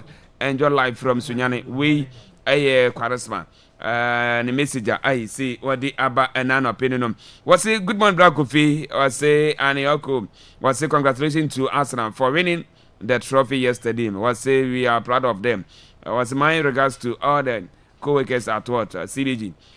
Security post we AM Tete Nicholas the messenger or the Abba. We say it is a good morning. What you love from Libya. We Adama Mohammed the messenger on some the Abba was say Arsenal champion was say no size was say we are going to win the UEFA Champions League as well. We from Elikus the rain messenger on so Ediaba and an opinion. Was a good morning to Hussein Adams. Was I remember I told you guys yesterday that Arsenal won the trophy. Okay, you yedasi was your friend Solomon Jam. Solo yedasi pass the message in the Aba. Was say Akwaaba always on fire. We don't see on the message of the Fratimata. Man 7 no say not blended forever. Was say your friend Akabrin my encha nana P. Was say on day we was say one day we will challenge those who doubt us, okay, you and be among them will be the witness. Was say North London forever. We receive the message. Was say good morning. Watch your live inside Pig Farm and Accra. Kofi Ajma Blackman the messenger. On a studio banner fees. See someone HSF from one fee. Was say Arsenal all the way. You yeah, that's the passer of the message. You know, it's me Ediaba and an was say congratulations to Arsenal for winning the Premier League title this season. Was say they shouldn't dream for winning the UEFA Champions League. Yo, we are quoting Daniel Messenger. What the about another opinion? Ocean, good morning, Bibia Boko. Good morning, Tago, Fino, Alafini. Until the end. Until the end. Bibia Boko, pa. Yeah, then Yamian says Bibia Boko. Now, also, what to say? Mr. Mahuye. Yeah, then Yamian say. Yet she asked na phone now. Yeah, Mama Basso, my idea. Blalex, my Yenchano. I will trick out my Yenchow, and I'm feel so. Asana fan be Akwaaba. Mention in the FA because in the FA say in the FA who cap that. So in the FA the Arsenal chino. Nana bass for the balance in the FA. Kofi the way in the FA the Arsenal chino. Haruna so zongo ho. As a fan say come Mudiba because man nipa fike no oh radio station Kumasi. Fike ono so sa we Arsenal. I still say when you need to know. Yeah, Botry Jones. On so Mangwas. On so Arsenal jail last time. In fact, Arsenal for now. And Omutie Debia. Because so Arsenal fan out me GDT Sports. 22 years. I have 1 year cap. What about no crepa say? Is that come on you? Is it Liverpool 30 no. And Mumba 30. There be nice in the Yeah, the one hole. That is a Pep where Pep Grandpa, you when Ferguson wanted to leave, fans in the demonstrate Ferguson 2003. A man friend and any Champions League. But now your story be okay, 1 year contract. And then they were that baby or and send Panobaqua or man obvious. Yeah, man. And the fans somebody soon near Jajo. And somebody soon near Jajo facing is a pep. I saw the classroom. Bedu baby Arsenal say do baby that Champions League. Champions League Europe club no monko Arsenal fans uncle honorable Dominic Opon and at 10 o'clock na papa you friend me na Nigeria no wom dey ano edene ma me nche yima so yima say bibia boko dey ma ngwase abu Arsenal ni wusu cap na odi obako no owo Arsenal fans friends bi wo ho obako no mo hia omo babo match omo timi ya pre-match meeting and sakra na match na duru so. Me say our Arsenal fan group be. No me scattered across Ghana, me Ghana's forever. WhatsApp group nim say Arsenal lusu match. 5,000 messages. Enra be see ne kofta go make us say 600 messages. Wow. He mu group ni mu nyina ebi di Eze ebi di Martinez. Hey! Kofisa group way. I didn't about to one. Na buka second ni. Just have here. Kofi yeah menche omu nyina Ghana's forever omu WhatsApp group no omu ni say metitemba me won bi yes hey oh Debbie na yo nkrofo bi mo ho a uni say tama Arsenal kwa hwenhiam no mu dwane ye memma wachi of a body say me say on come Madrid so commander na ba so papa to so ya Arsenal fan yes the all bedroom ya na 50-50 na 50 yeah also ya Arsenal for no so mo yo na ahukire ntia ana aduana so ya Arsenal fan aduana and bright so ya Arsenal fan no so ntia no one guy be Bright oh okay yeah no man yes you are yo mate enti o se wo de yenti ana why but because me ya afidie na ya de ketu egu a hey o de e bia obewie no ma be du ho no me sima be mi ensentem na me de abo ade kakra yanko yeah Wefi yeah first of all congratulations to Arsenal because for the first time in 22 good years so wa kwala am ye so say America university 22 no yes 22 good years o ko school tem no ni me ngoma ko university yeah finally finally Arsenal the wait has ended for Arsenal now Arsenal Kofi measures your say no we need to learn lessons from what happened in Ra. Okay. Say we Arsenal you Kofi giving up is never an option. And until the bia me ba ochiamia na majisu fino ala fini until the end. Until the end you don't have to give up. Yeah. Because for us now, say Kofi, omo Kenya for a period of 22 years, ni nyina mo abama mu. Coaches back up, players upon players back club no ko. Omo abama mu no. Finally growing aba Arsenal akwan mu. Yeah. Kofi starting from the tenure of Mikel Arteta in 2019 e dey aduma no ma no. The first season or the 8th. The second season or the 5th. And or the second etwasumienu and finally o ma ba beje. And it's a one year very careful. I create team to say Manu and Chelsea and come here so munya sa about. Oh yes, the coach no kwan. Yes, everybody me kra me kan bi. Now do you think so bet ma ko Real Madrid no wa ko tena ko di mfie be enso se sen. Now guys when you cop. So me there be no. Highly unacceptable class people. 1 FM. But the lessons I bet me say regardless of the situation, don't give up. Just keep moving. Keep going. Enti Kofi Anra. Premier League in penning for no after say Arsenal etimi a winning game no. Enna Kofi. Omo ye nyom kama pa na nyom no ye ba betie na magina so make sense out of it. Enti mama entie nyom na Premier League penning for a post to here the my Arsenal. Okay. It takes time. 1 second, 90 minutes, 22 years. Some moments in time are special. You feel connected, alive, invincible. And the deserving champions are Arsenal. But times change. The place you call home looks different. You say goodbye to loved ones, not knowing when you'll see them again.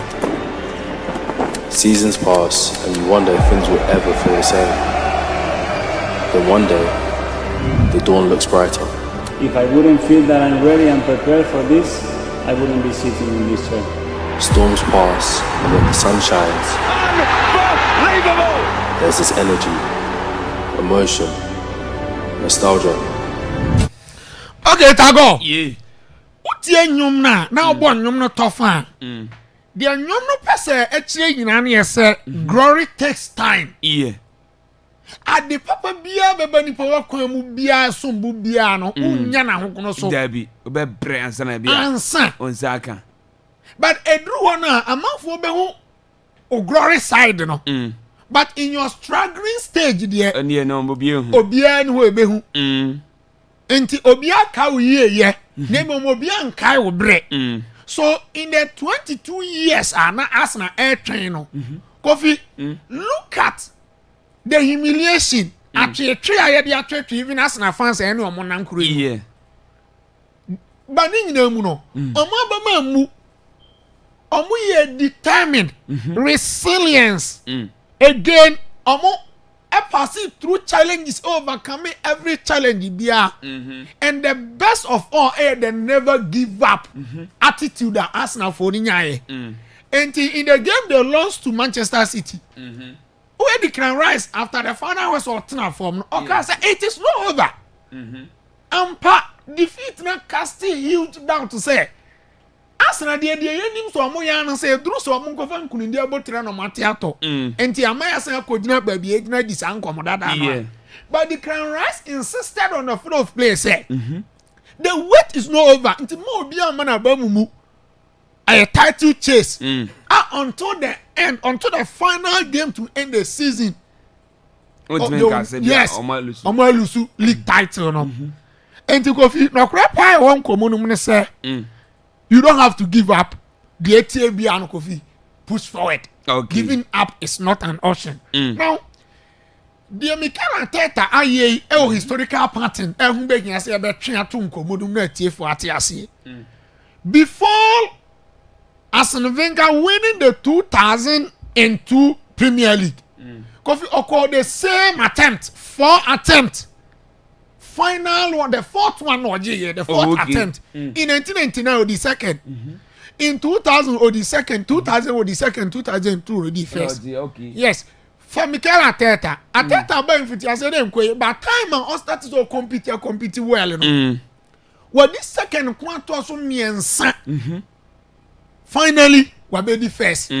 And there is a connotation, historical connotation, and a party between Arsene Wenger winning the trophy in 2002 and again with Mikel Arteta in 2026. You get a point. Now, and no, Arsenal for they were not players in celebrating. And not just the players, but the entire London city, the London capital. Arsenal fans in Pierre Bedina Street, including their former players, some of Arsenal ex-footballers. I am right, Munina. What celebrations? Our Emirates Stadium or any the street of London. Now, Kofi, the entire also only Arsenal fans, and they are doing particularly the players, and they are doing why they are celebrating in a way among measure crampo, and they say. Kofi, what is that? 22 years in the Arsenal, Omunji League, Omu players now more say majority of them Kofi no more young. Some of them crying young woman. And it tells you what this victory, what this trophy means for Arsenal players. Kofi, Utumra also Chelsea, David Raya. No 8 years. The last time Arsenal won league. No Raya 8 years. I'm goalkeeper no. Goalkeeper no. Mami starting from coach Mikel Arteta. Arteta be Arsenal 5 years. When to me and no 20 years. Oh okay. Sorry, no 22 years. 22 years. Yes, not Arteta 22 years. Oh, says okay. 44 years. 44. And the last Arsenal won the league, not Arteta crowd year. Okay, now Bobby there. No, Bobby. 2002, Arteta Benfield we were I think 2016 or 15 or so from Everton. I stand to be corrected. William Saliba, no 3 years. Gabriel Magalhaes, no 6 years. Julian Timber, no 2 years. Ricardo Carafiori, 2 years. Lewis Carey, no Nyamba Riase, no the cat 3 years. No, Ben White 6 years. Christian Mosquera 1 year. Odegaard captain for Arsenal 5 years. Eberechi Eze 5 years. The oldest player in the Arsenal setup Christian Norgard when he 32 years. Kofi no 10 years. Wow. Zubimendi no 5 years. Mas Dorman also Akraketo 16 years. No the can 6 years. No Nyama Ewiase. Bukayo Saka 2 years. Declan Rice 5 years. Yokeres 5 years. Kai Havertz 4 years. And Mikel Merino 7 years. And this almost celebrated in a wild manner. No, Mudifata some young. Yes. Well, who be though? Who be that? And on my record. Until as I said, we had the edge of money pa. Now, patience in life is a key. Adebia who ye be our brabo no coffee and yamotre. Yes. Edu baby a kuku coffee and phone ko say abotre. Now, but train about Brano because me my cast of football there, me take a lot of inspirations and lessons every. Hey, Edu baby. The Arsenal fans crampon on me fed up of Mikel Arteta.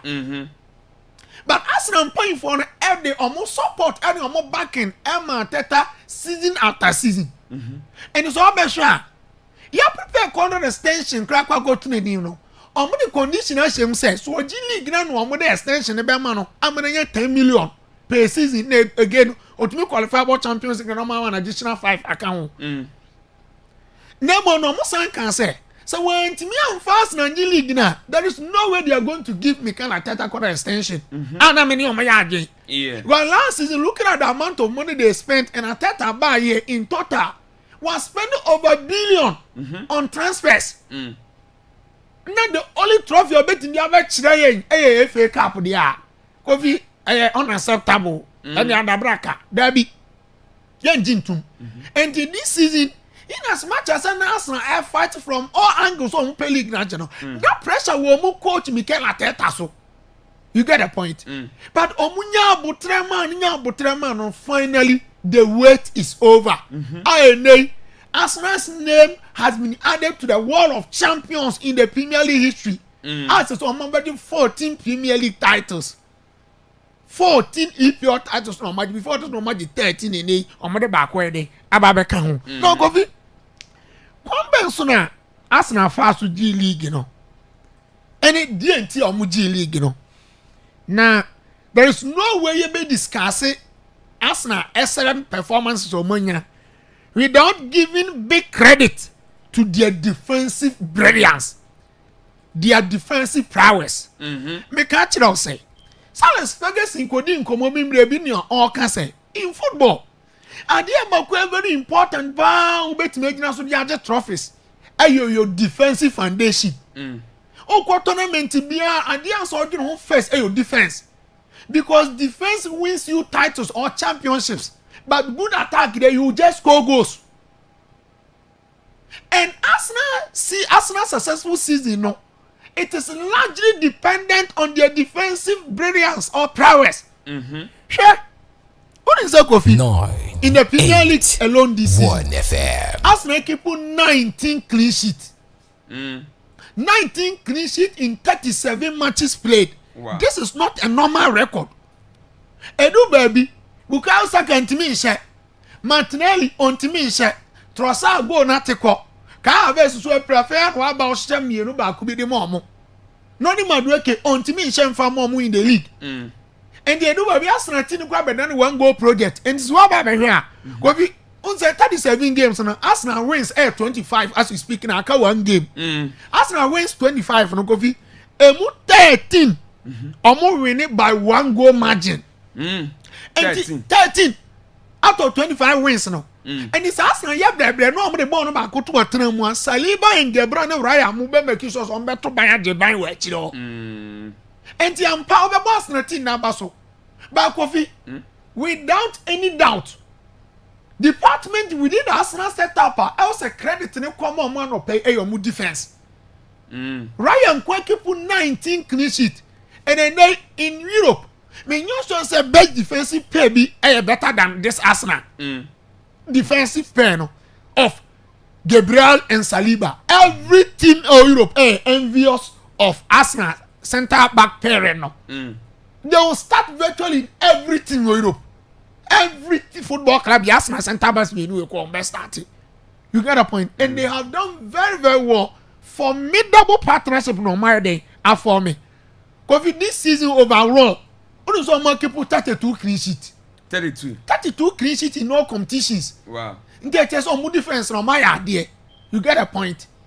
And you see, Yawan Crawford they believe in the total football, and they also believe in the Catanese style of football. And so what shall Baku say more? System Akofi omo they are successful kese pano and the Catanese style from the sisters of Herrera more time. I just say money idea be popularize idea no. You get a point. And the Atata will say this season so bet why BB will league in mu ampa auto strikers you carry some money idea there. But also doing the defense no. No you pampe. And until a transfer window ni be okofa Piero in Cup and Moscara mu nyina e be count to create competition. I will chire ho no. And the Arsenal defense no Kofi be credit and confirm am. Now another thing the set piece mastery. Set pieces, you know. Because season ye Arsenal League or Muji ye almost set pieces. And to credit and confirm Papaya Richard and to Nicola Jova. Is it football? Omo we had Macassi and people working behind the scenes. Share radio or better as Casan. And your mom we or cameras and a mom to voice in a year. Among for being very important, equally important as we are better than Casano. But you don't see them. They work tirelessly behind the scenes. Yes. Ajuma rich best one man. So no crown uba feel it. Yes. No confidence level in our form. You get a point. And this man, Kofi, because I said there be a cameras and Merton Suntini, who would you all yet? And Ateta, this is not taking as a Oko found from Manchester City. Kofi, a pay off and Eddie Amano. By numbers. We've only said Arsenal taking 1 goal lead up on 9 occasions as a result of corner kicks. 9 goals. Say on best first goal, at the leading team no opponent no money on born 9 times because of corner kicks. Now, Kofi, Omo improve set pieces season by season, and I thought I would say and pass or you don't master a bit made the up 1 year. Okay. And it's what Babasha. share Arsenal set piece record in 2019-2020. Kofi open play goals na 71.1%. Set piece goals 20.0%. In 2020-2021, Arsenal share open play goals of 70.8 and almost set piece goals of 19.2. In 2021-2022, Arsenal share open play goals of 70.3 and almost set piece goals of 21.9. The following year, that was 2022-2023, Arsenal share open play goals of 70.0 and a set piece 21.2. Then following season 72.5 and a set piece goals 19.8. Okay. And last season, Arsenal share open play goals of 73.2% and a set piece goals 20.9. Over this season, Arsenal set piece goals no improve. And the seasons no coming now. Over this season, Arsenal open play goals no dropping from 70 to 65.3. And almost set piece goals no improve from 20 to 27.2. Nti I said this season, Adia Bakwa ball more advantage. Or more defeat other teams and other opponents. I almost set piece mastery. And the man behind that initiative is Nicolas Ajova. Okay. This season, commercial 18 goals from corner kicks. 18. Yes. Wow. From corner kicks. Corner kicks in Kwan set piece goals in Kwan excluding penalties 24. Wow. It's a penalty set piece. Yeah. Do penalty free ma 24. And on the other, so in conclusion, finally, Mikel Arteta is now a man. First, not a boy. Oh, okay. Oh, so first, no. Oh, because you're a woman, actually. First, no, joining the table of men. Is there become men? So I become men. No one says, "Hey, Casa, no bet marry day." I can be so what the league, you know, because this is where you my Yamon Abaso. It is not since no you're good coach, but see football no coffee. Oh yeah, do baby. You need to push beyond the limit. Now finally, watch the trophy. Yeah. And you see, this season coffee in the substitutions in Kwan, yeah, contribute to 22 goals. Sir? Yes. 11 goals, 11 assists. Yes. Inti Amon Abaso say to give them confidence ahead of the championship final because so nyame aduma 30 for no. Inti kudos to Arsenal. Okay. They have done very well. Now Kofi, we are Chelsea fan now. My person komo yo be tie bi. Yes. Say I bet told us Alonso no dey aduma na man 4 years. Na the entire komo also tie bi na say I'm coming to give you a fair idea of how Alonso ever did the Juma from tactical point of view. Okay. Any other thing can come on home. Name from purely tactical point of view. Dear na Chelsea fans expecting about formation be no be Kwambenso no be first set up the team. With the ball, Kwambenso no be defending. Without the ball, Kwambenso no be first be with the ball, Kwambenso no be attack. Without the ball, Kwambenso no Alonso be first defending. Now Alonso system are successful. 3 back. I will leave a cuisine. Okay. But about Madrid, no. Because Madrid tradition, no, they are not known for a team who used to 3 back in, you know. Yeah, for some man ko boy chile for be do we not the 3 be the afam. Now, so no be set up in the team reach yan ko tactical board no so they starting here juma. 3-4-3 shape. And the starting. Say yan and the shape on it nti obebo chile 3. No obo infini 4 no obo animu 3. Yeah. Now, a do be variation be 3-4-2-1. Okay. No, the striker back where the alcohol jina ni mu ho. And to say na the shape na the etie. Now as I read the next picture na beto so a.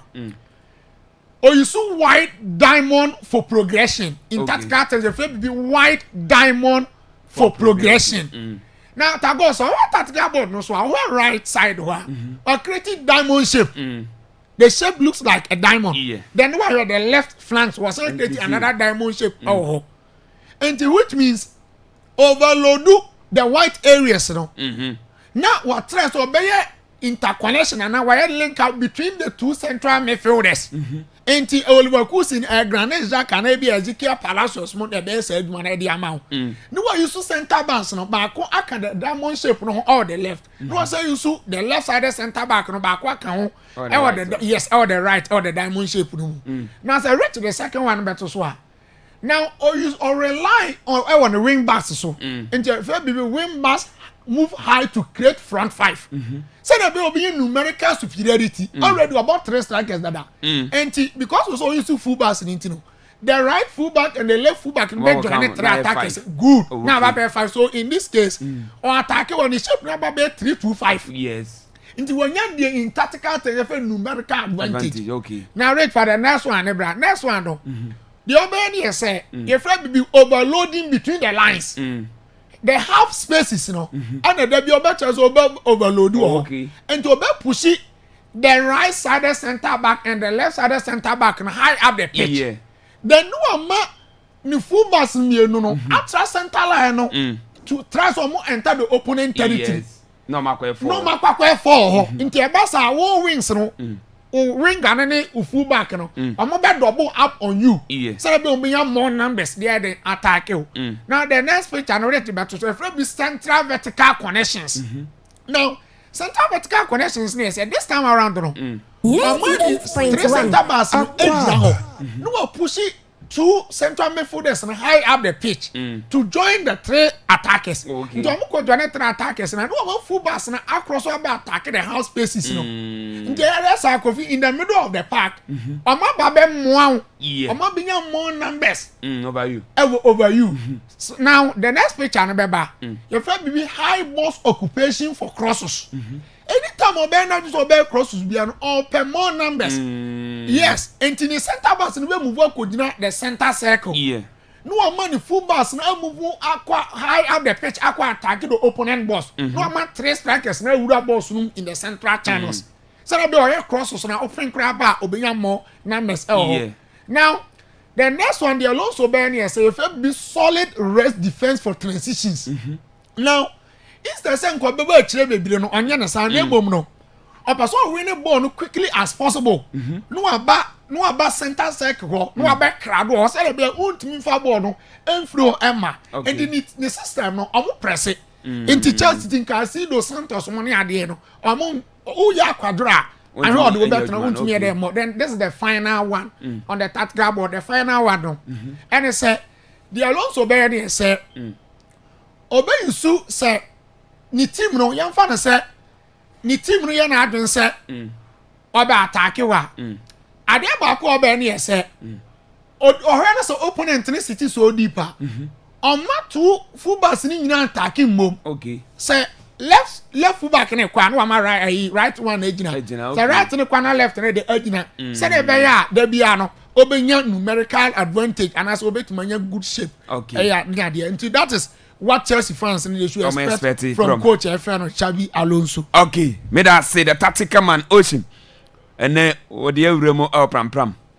Is Ghana Soccer Center of Excellence. The Remo into coaching tea.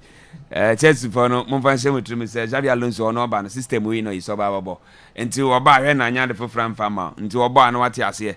Mbe ya madwin se na montias na se be ka cheche mo de akere mo enti sa na honsam no esete ye ba na ye de fisam no atwa so e de ma ha Akwaaba radio 98.1 channel som we Akwaaba sports arena ana no pi ye de ma nonduba na ya page mo de freju media ne se wie pe Akwaaba yiko no e betwa so e de ma kwapem se dumie no bobo na ye de Akwaaba yo asom ka se bo na betwa so no chi Kabima Mitimu no Sinkonya.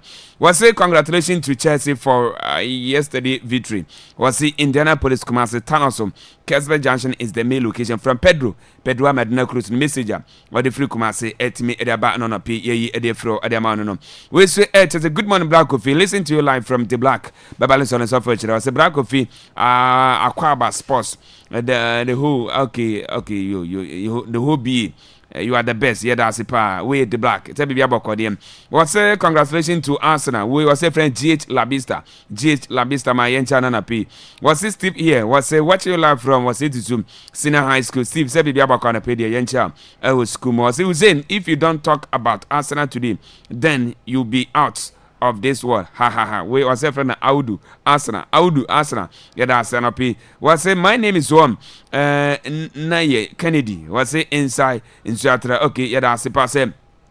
odo message no etime dia banti yencha Arsenal fans no nyana no pi Arsenal fans ato ma yencha no pi o supreme heba ni mo saso na Jarvis o Sharon Radio o ya Arsenal fan kese Salu o ya Arsenal fan kese Bogadewu so ya Arsenal fan kese nti Arsenal supporters o kro munyina no ye chacha munyina no pi congratulations koma mo se maji yipi no etime edesi mu na so na ya de fisa mo ne eba na Shannon se kefo so Akwaba enterprise o se men kancha se bradanse ne ma papa na beje odie obewie ne fiora no otimi ayebi se cement na chance de board dance na pebiato say that one de board dance na pebiato uba unse ekabi wase ne ma me se sharpers na pese headpan say pickers padlock akese ne nkuma nyina no obenye bi e de free aso ye pecha kwan obrekum ala wakwan so ye ne Akwaba radio ene wadan krom wase men kanche se eya frefra na wa frɛ 0542034967 ana 0242020208 fra ye bejo so ne aboa sasa na Homeland Herbal Limited wase men kanche se yakofa Homeland mixture satan capsules no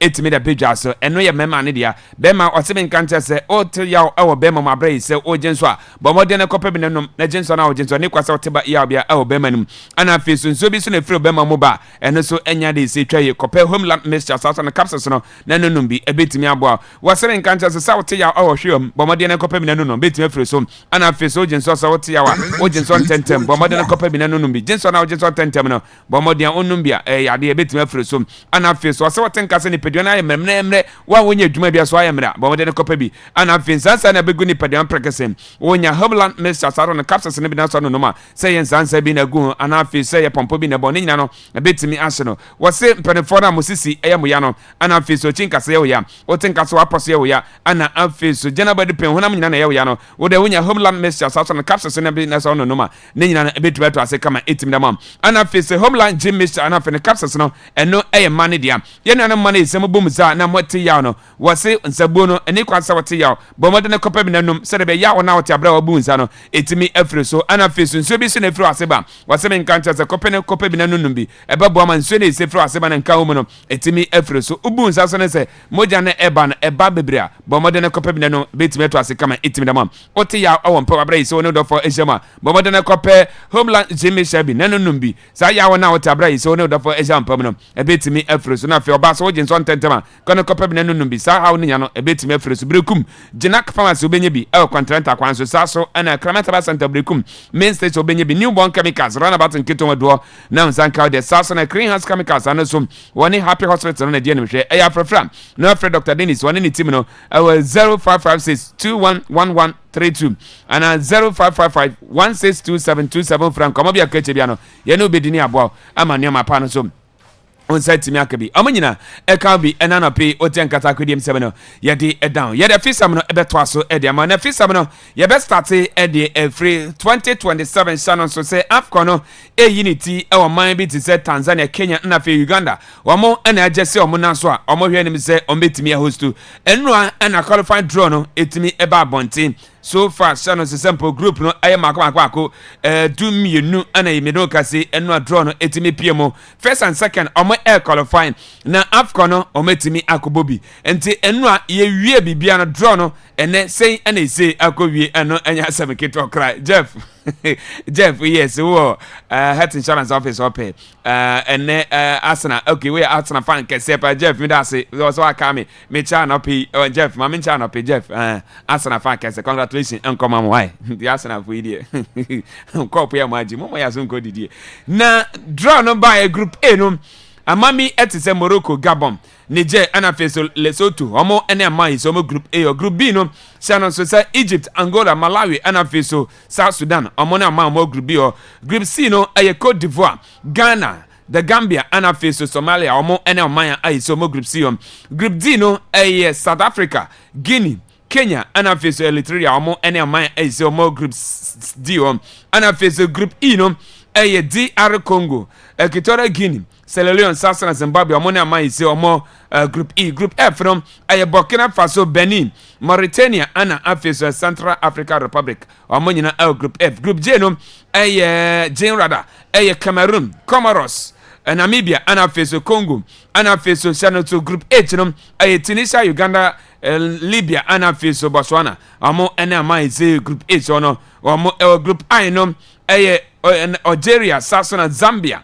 Omabi eti se Togo ana feso Burundi omo ene ama ise group I omo group J no aye Senegal Mozambique saso ana Sudan ana afeso Ethiopia ana feso group K no aye Mali Quebec Rwanda ana feso Liberia omo ne ama ise omo ana feso last group no aye Nigeria Madagascar Tanzania ana afeso Guinea Bissau omo ene amaya mino kasi ene so group L no omo ho sia no sesempo nyame ya doba September ana mpenefo HSS qualifiers no ebetimi ajata brai se ya bo World Cup na bi na qualifiers no na be start de nenia no enya semikota mame mpe exact date no emfa emawe na abra ese qualifiers no ebetimi atoja abra AFCON no nyame ya doma ebeba so 2027 ni ahwesempo enfo na ese qualify na AFCON no ometimi akobobim ente fashion trim say medical card tell say a group bia no amamienu ana ese be qualify from group bia na AFCON no ometimi akọ na ometimi akobobi ente ya na other say trim say the amount winning shisha hold them for to me at the group from HS first games no I say a bit to me abaso no say and I'm penny for to my shisha HS 21st September and he say first games no a bit to me atoja and I'm face so Shannon 6 October na games no be as about twaso and no I Monday 3 na face Monday 4 so and also about 9 final face so 17th of November 2026 na and say to me a the floor and I'm face so final 2 round matches no I say a bit to me abono and no 22nd a copy 30th March 2027 zene ya bokolo fights ni nyina wi na ya hwe nim se proper tournament no ebetimi akoso we ene de froba ya de nsem ya de amount ene anope e wa Akwaaba radio 98.20 AFCON no Shannon so se draw no etimi abetodwa group C ya ne omambi ti ze Cote d'Ivoire mo ana fe so the Gambia ana fe so Somalia omo ene omanya aisi ho we de ya ntimi ankode a ene ne Diabone so amamboye ese timi qualify ne tintem ese ni Cote d'Ivoire program yeko e show bia ne nke top group no entizana ese ye no then na group we dey ntimi qualify there seba ko ne ni omami tze Niger ana Angola ana Sudan for ana ise Ghana e kan ntimi qualify ba we dey ye betimi qualify ko enim na yewa Black Stars asije no se no so nyame ya duma 22nd of this month Friday be Ghana ye ni Mexico ya de pem so me no kase team no e wo Mexico abonte so preparation no o mogu so ai so mo ya mo de ne din ana isi ewrem to beba no na mrante bi etise Solomon Agbashi so na Benjamin Asare mo o mo nyina aka team no na fe so Razak Semisemo o mo nyina aka team no preparation no o mogu so o mo eye nyame ya doma Friday be na Kense no e betimi atoja o mo tese 7 pm ana match ne etoja I don sam no ya de amount na no pay e wa Akwaaba radio 98.1 Shannon so aka 22 days na World Cup no unity Mexico Canada US of A na Ghana yebekobi na no sports minister honorable Idi Kofi Adams akosha central for adin komo pina afa preparation horo I say sports ministry no Edi Gunakom ahead of World Cup nyame ya don aka 22 days yebebo Mexico Canada and face US of A honorable sports minister Kofi Adams. The supporters union has already been given a dedicated date by the embassy for processing, and similarly players, technical officials, accredited personnel with official responsibilities connected to the tournament are also being prioritized within the structured visa coordination process. The objective remains to ensure orderly, credible, and coordinated travel arrangements for all Ghanaian participants connected to the tournament. The oversight committee or the ministry is not going to contract any caterer to cook for anybody and then you go there, then like the way the South African athlete gave us negative publicity. The finance minister talked about money made available for World Cup, FIFA World Cup. Why is no provision for others? We will be able to tell you that provision has been made. Indeed, government made provision for over 40 million Ghana cedi for the just ended 24th Senior African Athletic Championship. But the minister didn't mention it. That money has since been released to us for us to be able to pay whatever must be paid towards that competition. 100% released to us.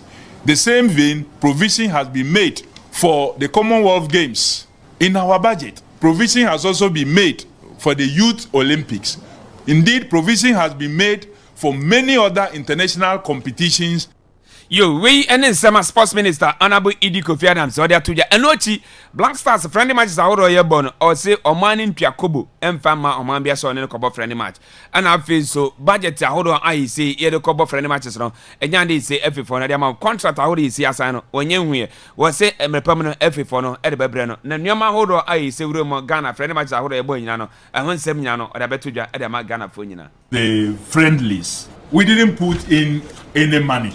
And I don't think that we benefited for participating in those friendlies. I haven't received a report from the FA yet. But the normal rule is that when we finish the competition, the pre-tournament, the final pre-tournament phase, everything will be presented. So friendlies that we played, which of them brought us revenue, what was the cost, all that will be presented because FIFA normally advance some monies to us. Earlier it was announced to be 1.5, but it has been raised to about 2.5 now. So those monies come for all these preparations. So when we finish, these monies, the way it's been spent will be properly accounted for. And then we will get to know what we got as revenue from the friendlies and what we spent in those friendlies. Then we square out and see what can be done. So you we and then some sports minister or that to ya and what you also best Ghana for nyina ko to jogu fam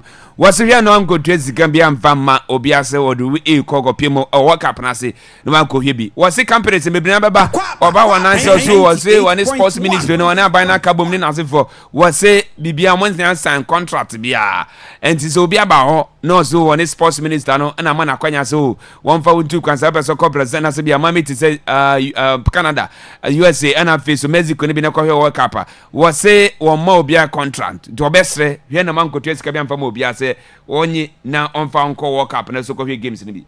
Please don't pay monies to any individual or any corporate body that tells you that they are representing the ministry or oversight committee and that or they know even the minister or we know the chief director or we know this one and we can help you they facilitate your travels and some others will come. We want slots. I don't know what they mean by slots anyway. There is no such thing as slots that has turned our office into something else.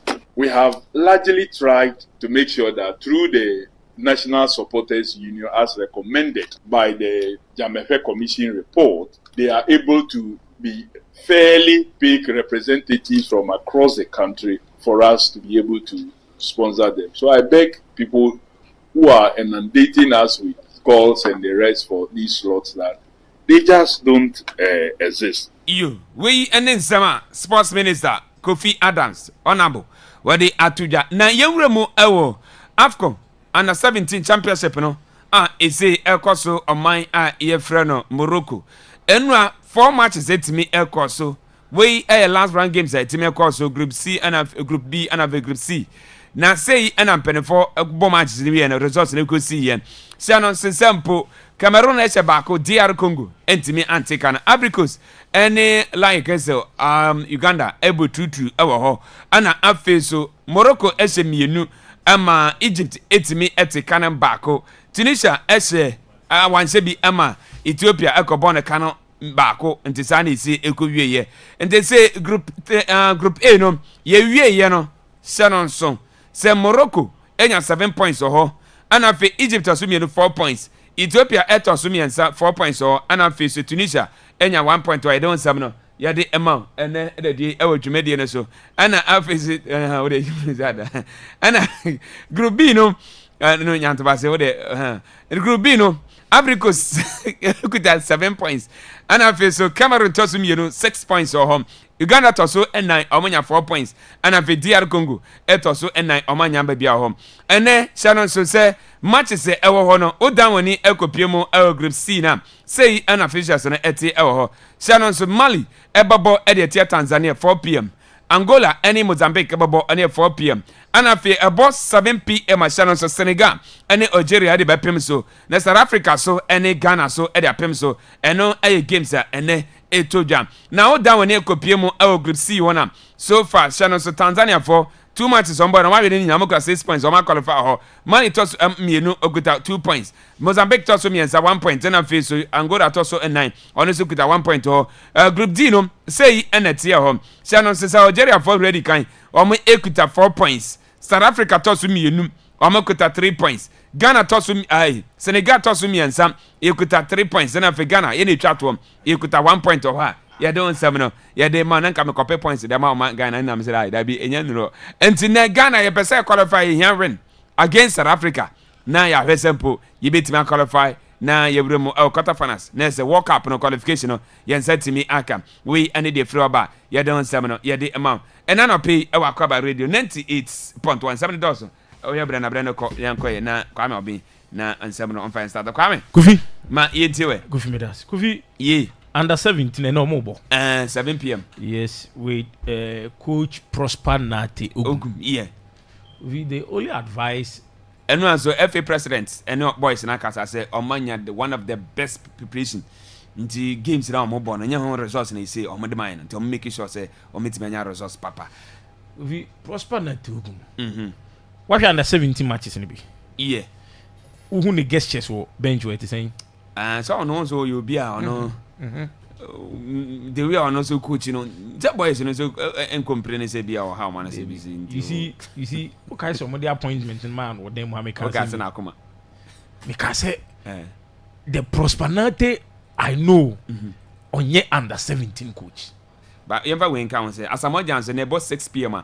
Ghana Football Association 98.1 and as a brand ambassador to national teams then I face so coast football Ghana say into and then you 6 p.m.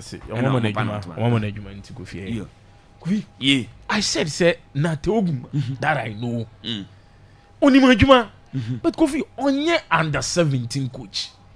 Listen no aye adwuma wa fanti. Debi Kofi you see coaching an academy team different from coaching a national team. Okay. Academy ni dey ade a structure ne da ho. You follow it and no pressure be any ho. Season ne ye qualify ye nyehwe omo de ne say season so a de ye hwehwe free. The entire technical team ne say bia it me fly players be 2-3 outside Ghana. A project in the da ho. Because you see me share Black Stars a satellite for games no. And me share the way Nati Coach Ogum ne nkola ne communicate. I didn't like it. One pet. Debbie. Why? Kofi we mu ye under 17. So you see Chilakwara no kwampa no nyere. So Kofi sa Chilakwara kwampa no. Coaching is different from say ono ba tifie na akwara now dey abasi ni so bo no. One say abofra so na so odin. So Kofi abofra na so edin no. So ohun say oya ade na obebu na obeya ma wabo no. You are a coach. You are there to guide. You are there to coach them. Omunim.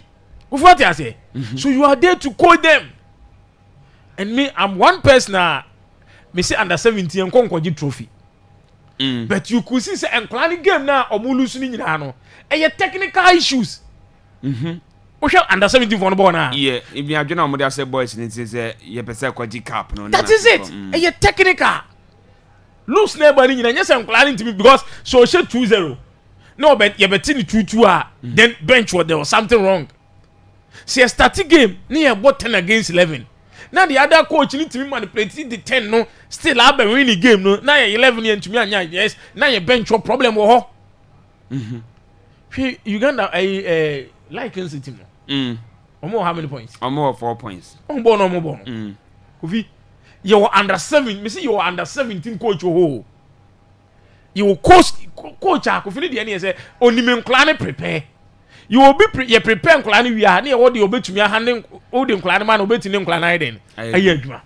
But for Ghana to go to that extent to appoint coach Prosper Nate Ogum because of ne wafa experience ni Kofi o hwe under 70 ball no mo na technically the problem with the national and nkola ball no technical coach na I so on chira mo hwe na say Kofi me say only the 2-0 ni e beti 2-2 Kofi indirectly technical issues because as a coach you have to manage games.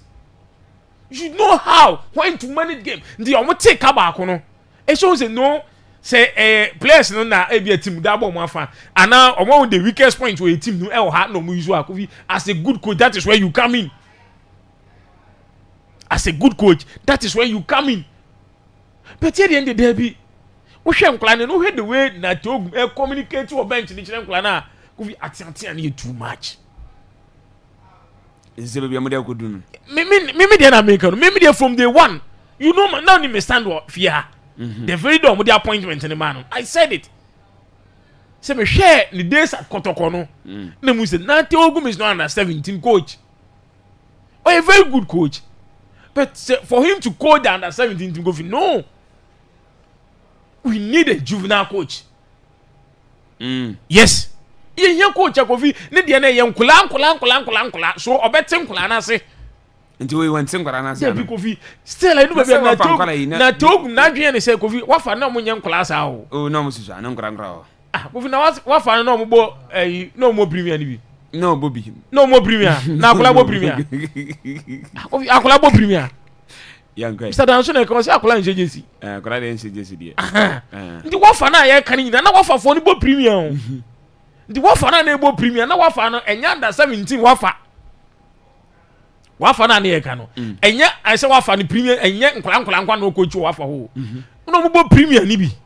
So obi coach an academy wafa obo premier you different from so coach under 17 and wafa no your time bebre ya Kofi no mo camp for so many years nti hono your mo adwuma umre but in class we need the form some period of time and Kofi ati and you too much still out prosperity to odi be any real feel say enyo ne kotoko only lecture hall and the real feel who say we mu ye under 17 for so can the akula no tell the person to do it say gina ha menye se be Kofi akula o tia no 1 2 a hu be she ni mu a senye park ne so na obafra wanya abotra ma wana na me say akula bia Kofi nkula ene o na ombobolu tia no 1 2 ko tia no 1 2 a o ye mistakes bebre ade e so no e creativity no na dwen say coach si senti bo anye de coach kana coach kwa be yina den afrim nkula o that no and this panyin otimi tia no no wa ignore the coach ne ka no no sometimes no creative no until I mean, there be see under 17 man bomb me see young farmer Bruni coach. Now the Bruni the under about Abattre. Debbie. Young farmer Bruni Kofi or ye into that system and kla. Ni young can say 2 years, man how many years? Ogum as a month 2 years. Under 17 the more be 2 years. Say on cover be Ghana. Under 17 as a serious country. On for under 17 man coach for 2 years. Onim nia wo ye. Under 17 team. The foundation of all national teams. Also, me the coach for 2 years. The 2 years, and so I say, "Pam, only I say I go for another coach." And I say 2 years, and so no more the boss. Now when I under 17 on the cat, when I did 4 years order. Huh? You under 17 team when I did 4 years that. So you see, you prepare under 17 proper transitional. Obi need 4 years that. Until 1 year, 2 years, 1 year, 2 years. So you under 17 go for years, no. You under 17 na say. That's under 17 team is the foundation of our national teams. So my coach, you know, because you under 17 you can trophy. What the under 17 trophy here then? Kofi Brazil and Spain Argentina for not president has under 17 trophy. What the under 17 can the trophy here then? We use under 17 to prepare for our national teams. Until you say making sure say can we are a tournament at least and 16 years to be national team wa say 16 17 team wa akọla under 17 within 2 years to team Black Stars. So yem for proper structures into yem for a good coach and the say on tete nkọla no ye on hye team into na ye under 24 the first point of call should be the under 17 team way. That should be the first point of call. In this year what tournament we are going to keep this team the can say the next under 20 call up at least 8-9 players should come from under 17 for nkọla we. Yeah, confirm be there. Any can say your proper transition. Take one from under 17, under 20. Then Akwaaba be under 20 be a potential Black Star player. Under 20 player be a team national team. Say the day you are Jumbadumo at the year move under 20 Kobo Black Stars. Didn't Akwaaba to be under 20 Kobo Black Stars maybe. But Kofi Yama coach in 2 years. The 2 years no one to man here one fair qualify near unity. And coach now wouldn't mind in your coach Kofi or ye into the class system ni bebre. I will not be surprised if Nkwana qualifier. But I wish say nkola ne be qualify na yenyi ya adwin free that trophy when it comes to under 17 and we should get them a good coach and yes Ogum a good coach but a coach that understand the juvenile football no coach yo no coaching nkola no but atiatia na Ogum di wo bench Kofi sky nkola no na ko nche tu ne ma meti tutu and you see Tiom Kofi waka se kotoko adwuma na lecture hall na wa ma lectures ani atia no Kofi da bi we under 17 for Kofi enra we ni by Afcon yeah and I was a group here na for was it group was it unqualified na say we unqualified and think 2022 Afcon no Ghana e could do him fa 2022 say if group stage if group stage the Gambia for no could do quarter finals omuna obeka kire say fala no ye free mo group stage no mo quarter finals Until the fala no infa this is the Black Star team on team for oni nto omo so this is the Black Star team on team in Mozambique na o ma be say so me say this is the Black Star team on team in Mozambique on team in Comoros Black Star team no sa team na ye come once na hwense san yo atawaka me say hwense san yo Black Star team on team in Comoros there be o Black Star team they all can me to us never ball e friends me say qualify say we me say na the Gambia Black Star team on Mozambique Somalia 89th minute still unqualified this is the Black Star we are talking about massa Mozambique na no born right there yeah dey say call boss man Mozambique Kofi Black Star Zimbabwe na Mozambique ba Kofi national team na ne born no team bia buru so na we in the 89th minute Akwaaba kefe to ma me say team na say omo nya de no 2022 wo call Afcon na wo free group stage no Kofi no mo quarter finals wo so say omo nya de and Black Star now for the past 3 Afcon now Akon Kofi ebie no do quarter finals me Black Stars yes obie no do quarter finals this all qualifies now here groups now that it will deceive you Ebebo wa adwin you say oh we dey Somalia dey Gambia dey former Cameroon player trust account say we a group of death and no kwa na waka kire no Kofi dey win a group of death hey Kofi Black Star dey omo too better you be do this is a Black Stars Kofi me say Black Stars not 3 teams na qualify wa Afcon 3 teams including Mozambique 3 teams for the first time not 3 teams qualify Kofi ye boy ya ni lead 89 minutes 9 minutes Kofi still and the ensa wo ball so corner momuti this is the Black Stars that we are talking about Osre Kofi tago any place na dem no so got yeah the ensa wo ball yes because this is the Black Star team ka say goalkeeper wey nim computer wait goalkeeper tifie ono nya go ni bi na ye de da go bench the other day bi anama your team bench le kire say ampa uniform ampa kire say uniform go fi the reflexes the anticipation nyina asai ntinu ko fi ball ikoko na kora na ohun se ball we yade a goal kick na kontu mi nya man nko odi ne sabe wo so mo boy ya free this is the Black Stars we are talking about. This whole person who say okay say group wey dey follow be one wey dey Ghana ni Cote d'Ivoire but is the Black Stars went to share Comoros Black Stars went to share Sudan Black Stars went to share Mozambique what you say Kofi Black Star wey brands and on the last time the World Cup qualify friends Niger this is the Black Stars struggling to beat Niger what you say this is the Black Stars trying to or struggle to beat Niger. Catch it say we a group F. Kofi ne funu ne say 2022 free group stages. Quarter finals. Ye Cote d'Ivoire no. Kofi qualify for Cote d'Ivoire ni bi. Nti menye wa adwin say Black Stars Kofi we dey oye agbenya ye ko ni Kofi boa. Nti ya start to understand say group and yes but Kofi you can't rely on this national team. This is a Black Stars on team for one in 2 almost so. Say unqualified we ya. Un team ka say group be a former this kind Black Stars. So unqualified we ya. And mama series of examples the entire Kofi ebetumi abasi team in Somalia. Na Afcon ye bo World Cup qualified ye nyi amanfo bi mu home kran ko be an gebetuma show mo kentimi show mo so Ghana ni bi an fan show team say F bro so we dey o ye qualify but say Kofi Dabi emphasize adwene nche Ghana ni bi amfa nche ni tirim okay after World Cup Kofi na if in case ye ko World Cup ne ba ni ye team nsan ko gigya biem ni yankobɔ hwe Kofi ni ebesi team no how to even organize the team to play this qualifiers will be another problem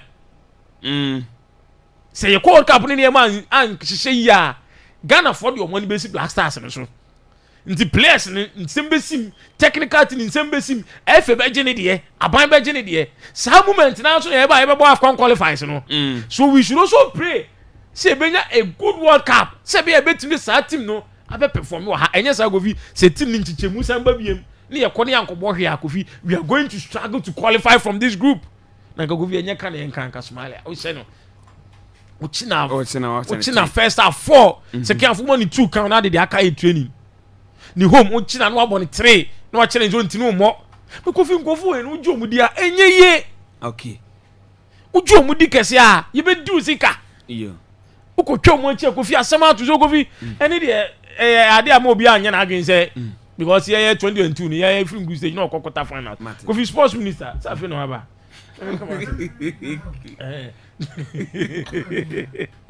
Kofi sports minister what can somebody about this World Cup now supporters are or feel omo versus one adwuma sika e be wuram Kofi yeah all this Kofi you see osema obi amfa nje ni team say company sports ministry or new company Emma company bia and talk company bia say on jino mo na mu mafisa we futu o kan say ni edu sika sports minister ho enkoye say na company ka say omuni ministry of sports na ye futu no dia ma no Kofi mi say ye nwie we na amanfo e be so mo ye visa no Kofi bra yiye because when obi timi ka cho say US so dem 50,000 betim do akọ Kofi say sebi enye bibi na count trima bibi say yes Kofi na say na anu nkofo bi o mo ko minipa bi wo border no so e wa afla o ochi drobufo bi no mo tibasi mo kwa mo say e ko Canada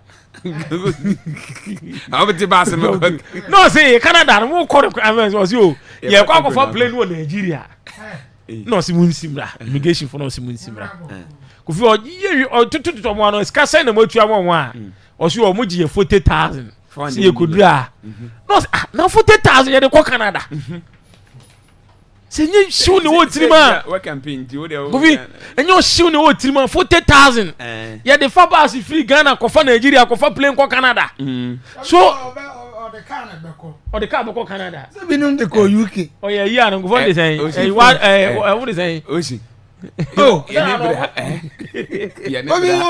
bet my friend no DBS tell you oshi who the fuel nko be to free ha obedu no ni border no na ni say before the car be who say before the car be ko who say before the car be ko Canada no now passport to visas who dey who dey say say bi omonya na unya visa de car na eko oh unya visa de car na eko omo mo de car ko ndi omo na ata omo musika na omo yo omo de na ko me chichi chomo kwamu na o ti hai ye be mo visa amo akofa car 7 de ko car sometimes Kofi ntino sports minister ko mo no Morocco si Spain ya wu pie ho ani o de pie ho ani se kwa no ko pie ho ani o beti ni moto kura na aja Kofi sports minister Kofi o se o beti o shi wo do bia o se hanye radio sa o ka catch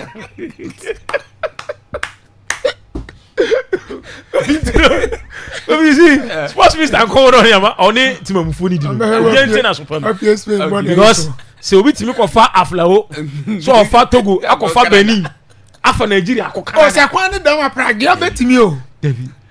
Sika san na what yama connection man say 400 million. Omo che o kwan na so mo do ko sakrai. Connection man so do be ko Canada 40,000 Kofi. Sakrai tiri wo. Sa send ba o tirima, ho na mo che mo from obusuan for drop say. Em go yo ma. Mra, na mo from obusuan for no ko Canada we no mo ko no.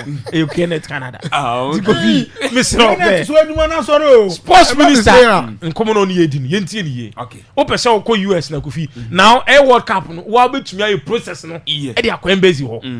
Kofi ko fold ko di obi achi na na marriage kra US Kofi we tumi 2 billion ye be fa ye dey aware people no kra be fa keke no be 2 billion titoro be ka say 400 million we go US Canada Kofi dey me da se ocean ye Kofi ta go me da se Kofi Blasters go so ye preparations you know na many opportunity ahwehwe bia obi Benjamin Sadi training ni ko yi o so na ba ko bi o ye ni nsi mo de masa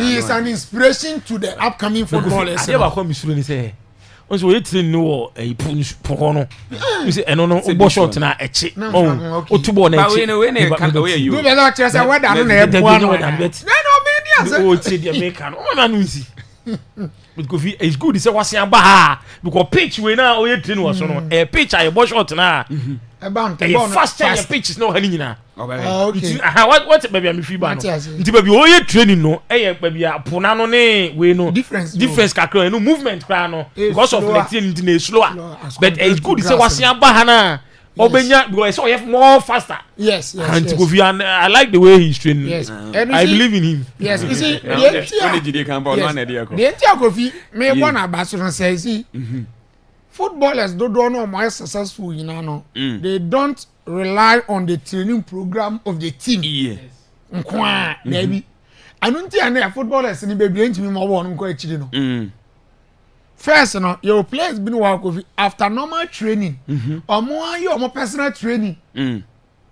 I remember Ronaldo at Manchester United. He is the first to appear at training grounds and the last to leave. You training now, you know. No one come forever under sa. No one ever under say practice shooting. Or ban watching any idea, and it is good because expectations are on so. So I don't tell no interview and questions will be say no na me say many but at this point no some questions need be here 8 and when work we the mistake be yanka near see local keeper on why any ade and so keeper be there will prove beyond every reasonable doubt say obetimi ada goal no dey ade am I na nipa no qualify we keep say 5 clean sheet on go prove the biem and to go fi why are there because World Cup stage there the biggest stage of football no quite by the world superstars in my base on one head down on one made down and made not to my way on far pole no nan ye as I recall so I'm going many months one say many months so that and you go it is good as all prepare here double effort and not him alone other footballers is also more any suano. Well, since we baby on one into the motivation was already the same more blue no. Until ko ju hu di bebre o minimbo ni ade no antimi a. Go akapo emu edene. E bia we ni 48 teams no na bia group stages no eno kra ko vi anye bete. Emu edene pa. Enene goalkeeping say one department it determine the success of every team. Yeah. Every team especially at the moment a defense here and then need the wo msai aduma won so okay nti I like the way I put in the work or training very hard or prepare towards the tournament now sports minister nkomo no me shada ntiase yi concerning the odi nkomo about so obianko chase gamo travel to and they were the two afutupa and they but friendly matches no I want to know say omo na be cry na ye ne crown ya ntwezika bia nti omo na cry na ye ne crown nti afi no so nyamfa contractor yi say omo na ama ho de kobo no emfa me kire no na den no request nti wo say o request nti enche omo de bebre na be he na mo sika is this as a sports minister we din say omo koma nyi sika bia from mine no I understand nti say o makwasa contract na yi say omo say yes emfa so no okay ezi hu sika yi say mo kodi na mo do man na chere tim no ko boy me pese Kofi mi hu se me ti ase se ye ne kra mo na mo ne kra ye bi o mo ne kra okay nti o mo ne kra de so mo bibi iye o me bibi se ntina ye ntua kobo no nti Kofi ye mpen kunta dwudwiri makobo wie no makobo wie se ye di kan bo 2 iye aka 2 nti so o mo ne kra de which means so mo yesika yeah me ka say as a 2 na ye ko boy ni nyina no yeah Henry Manya and TSA so aka na nyina o na fa aka na nyina country na ni o mo boy na fa aka no okay na dey see twa hwede mom and Kofi Ghana ni kuraje ade free no obesan ye nkonta ho na so go mbedi dia na mo ni di Kofi no mo na friend nyom na so mo ta dia no me di ye accommodation na tinti o bo kwa no bibia Dabi won na fa ho ka se me tie Well, your program no be for us baby. What to baby no for us I know no for hoka. Ti say Akwaaba ka. And you also all finances are cost no. Baby, coffee so I'm gonna cry in there. Then the responsibility of countries name to pay for our accommodation, feeding, any idea. Now in Kwaba say nipa na friends any omo mebo match na aba be free. Ye wi anu mo say aba be cancer mo for say ade free so na aba be tua sika ho. No. Enti omo mai hu omo ma transparency mamu ne enti ase na mo fa receipt document me kire yen say na mo ye den. Mo ye no. I Invention time ninti. Kwame. Kofi, no answer baby. Yeah, Kofi. Na me adoma Sunday. Yeah. The last game for Ghana Premier Chelsea League. And the last game for the Ghana Premier League, you know. And if you want to say you started with Mediama game, you say now on the phobia say 3 games in no. What to ticket no. So if you say you season no Abra Brikum Chelsea a respectable position. Even after say season in and you struggle from the one basis you know. Now obi a current relegation teams na Brikum Chelsea out of it. So go be Nyame adoma Sunday as supporters no. Last game against Bechem United. And if we looking at the table, no Chelsea win it that last game at least 7th position be there. Chelsea between 7th position. It will league log. So we are pleading with our supporters there. The way almost see from day one. And nemu ye ntia besi the game against Mediama any dreams in this go. We are pleading with our supporters and say almost Nyame adoma Sunday. No me support a club now last game. Now you win that game now Brikum Chelsea and you 50 points. Yeah. See you win that game at Chelsea be 50 points. Yes. And if you say 50 points, you know, idea support to be here. Now Brikum Chelsea anchor relegation. Now with 50 points, I even about 6 now. And that's 7. And that's 7 now. If we are support our at least. When the budget said next season, no, we Premier League ni behind. So we are pleading with our supporters. Yeah, poor match. So Sunday, you last support free. A free gate. Mumra ti said ya moba. Yes, that's Baba Ibrahim Mama. Wabo Momo. Digo Vinyame adma Sunday Mumra. Only one and it is. I mean, they are nango. Odian is some power. We are on Kazim yo. Mafakani na mi matia. 0242 020208 0242 020208 0207 5730003. It's a Sunday. Hey, good free. To say there now. The second to Jama at the 2 against Media Madrid FC and after the last game against Bechem Sunday. I will break go to City Park and I say free into bar oba baby obejina mumra na mumbe support na Chelsea and yes 3 points if I kind of points you know. Asana for Mubreni. Good morning. Hello. Hey, Magic League nam Ben. Bia wakodia. Sabo. Yes. You may it Ben. Ben you Rollins Park. You may it you. Now where? Nyame adom. Ndanomias. We dey say na obia kamino obia adin. Na ebe tlebe kun ko yinya ebe ba. Ebe to nsu ni nyama ni ayeden. E dey able players no. Okay. Ama ya dey do mo kum na ano din kofi.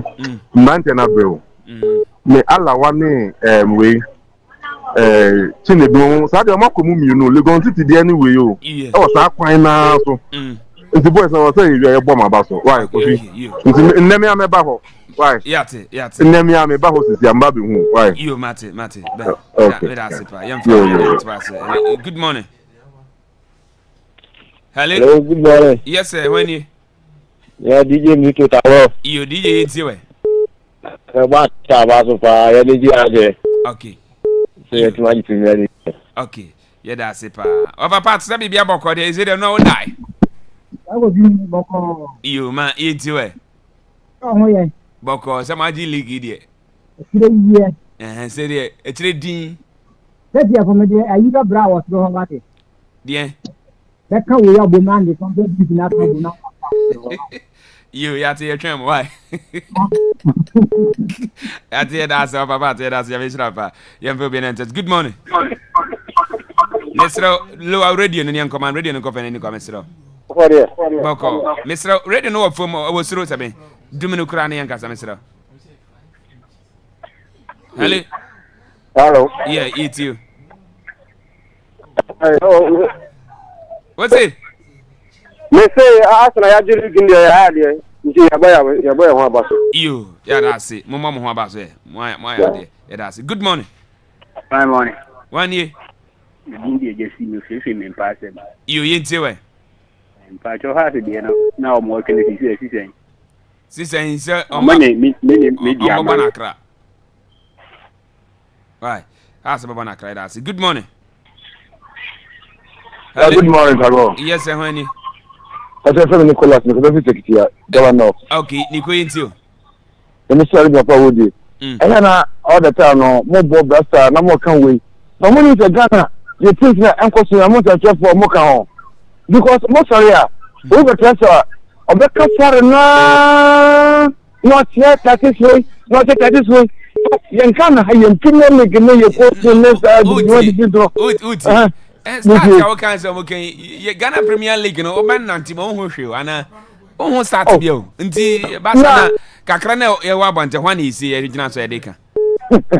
I some more. Oh, the power. Betty companies say, oh, Uti, Betty companies are movies a match as a Betty. Oh, the oh, match the weather could be able to say, also, send on my end. Oh, Ghana for the hidden news. But okay, can come to the phone and count on my team to Eguno. And then the possible work a company and come on by highlight Yamayano. Moka clear with the mother foreign than your mother. Oh, Motion on Ghana and Yatino, Mokana and Yakono, saying the good church in some kind of more once a number come ahead. Mokamaya, no supported the good church, no supported you. Oh, in the past. Yeah, oh, who's a Mokano? Not in yeah, Jumpa. That's the empire last call and any baby same time. Good morning. 8-1 FM. Hello. Good morning, Tago. Yes, sir, honey. Zongo, dear. Zongo, you. Tago, Panimo Asana Abaso. No more Asana fancy in Abaso. The woman say, who Tima, Cassilia with Tim. Coach no one, Cassilia, players and also. One of them Casa. Never ever board the year, the money ye. Okay. Then you call walk Gina Park so I kwasa.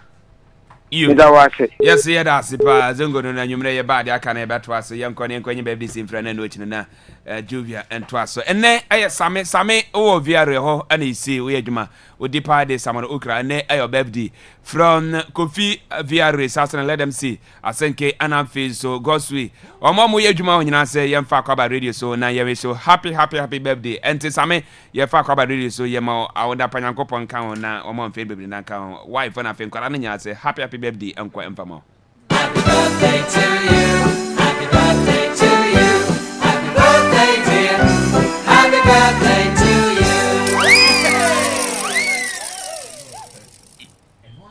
you. Okay. Yentio. Kofi, and Junior birthday. Junior a sound engineer. Okay. Or a Fusu live band. Oh, okay. On a sound engineer. So if you make from a Jumako Nina, a Fusu group of companies in a for Konya we so. Now we see a junior, a happy birthday. Or a Chechini Duan Quanta and a junior. A the junior baby I will be on from a Fusu company in Nina, we a sound engineer or live band. Yeah, she happy birthday. Happy birthday to you. Happy birthday to you. Happy birthday, dear. Happy birthday to you.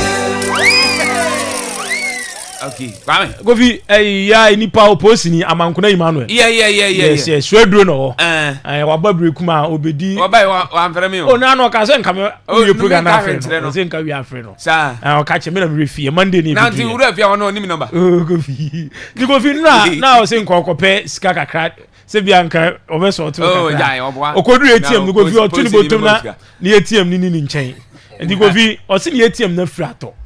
Enti ya woso Amankona Emmanuel Amankona okay. Dudu hu ATM bia say name Emmanuel Amankona. Go view the Akwaaba radio and the nearest police station bi a obi ano okwa o don fan ko radio station no munya announcement how they call Chris crowd na go visit we olito olito so no so ni horba one ni nyina se ho na mo ade ntino go fi ntino udi ko mo olito na se na danfo yima e police ni an go fi ne nsabe nti esre mo yima na etie no go fi nyese obeka kuruma kwan no so wa e ha no so aduru die obefa fam yes obefa fam na ko se dabe no frame dabe na eba match Monday no frame Monday no be anopana no frame ni e program no frame je men kan jo say we are say eba na me otime nchen pe so o frame Saturday no Saturday wa frame ya be ene da ben Wednesday etem na ye nya yila yo Arsenal fans ni bi pemi abome se ye bo mudini ya mo mudi na mudi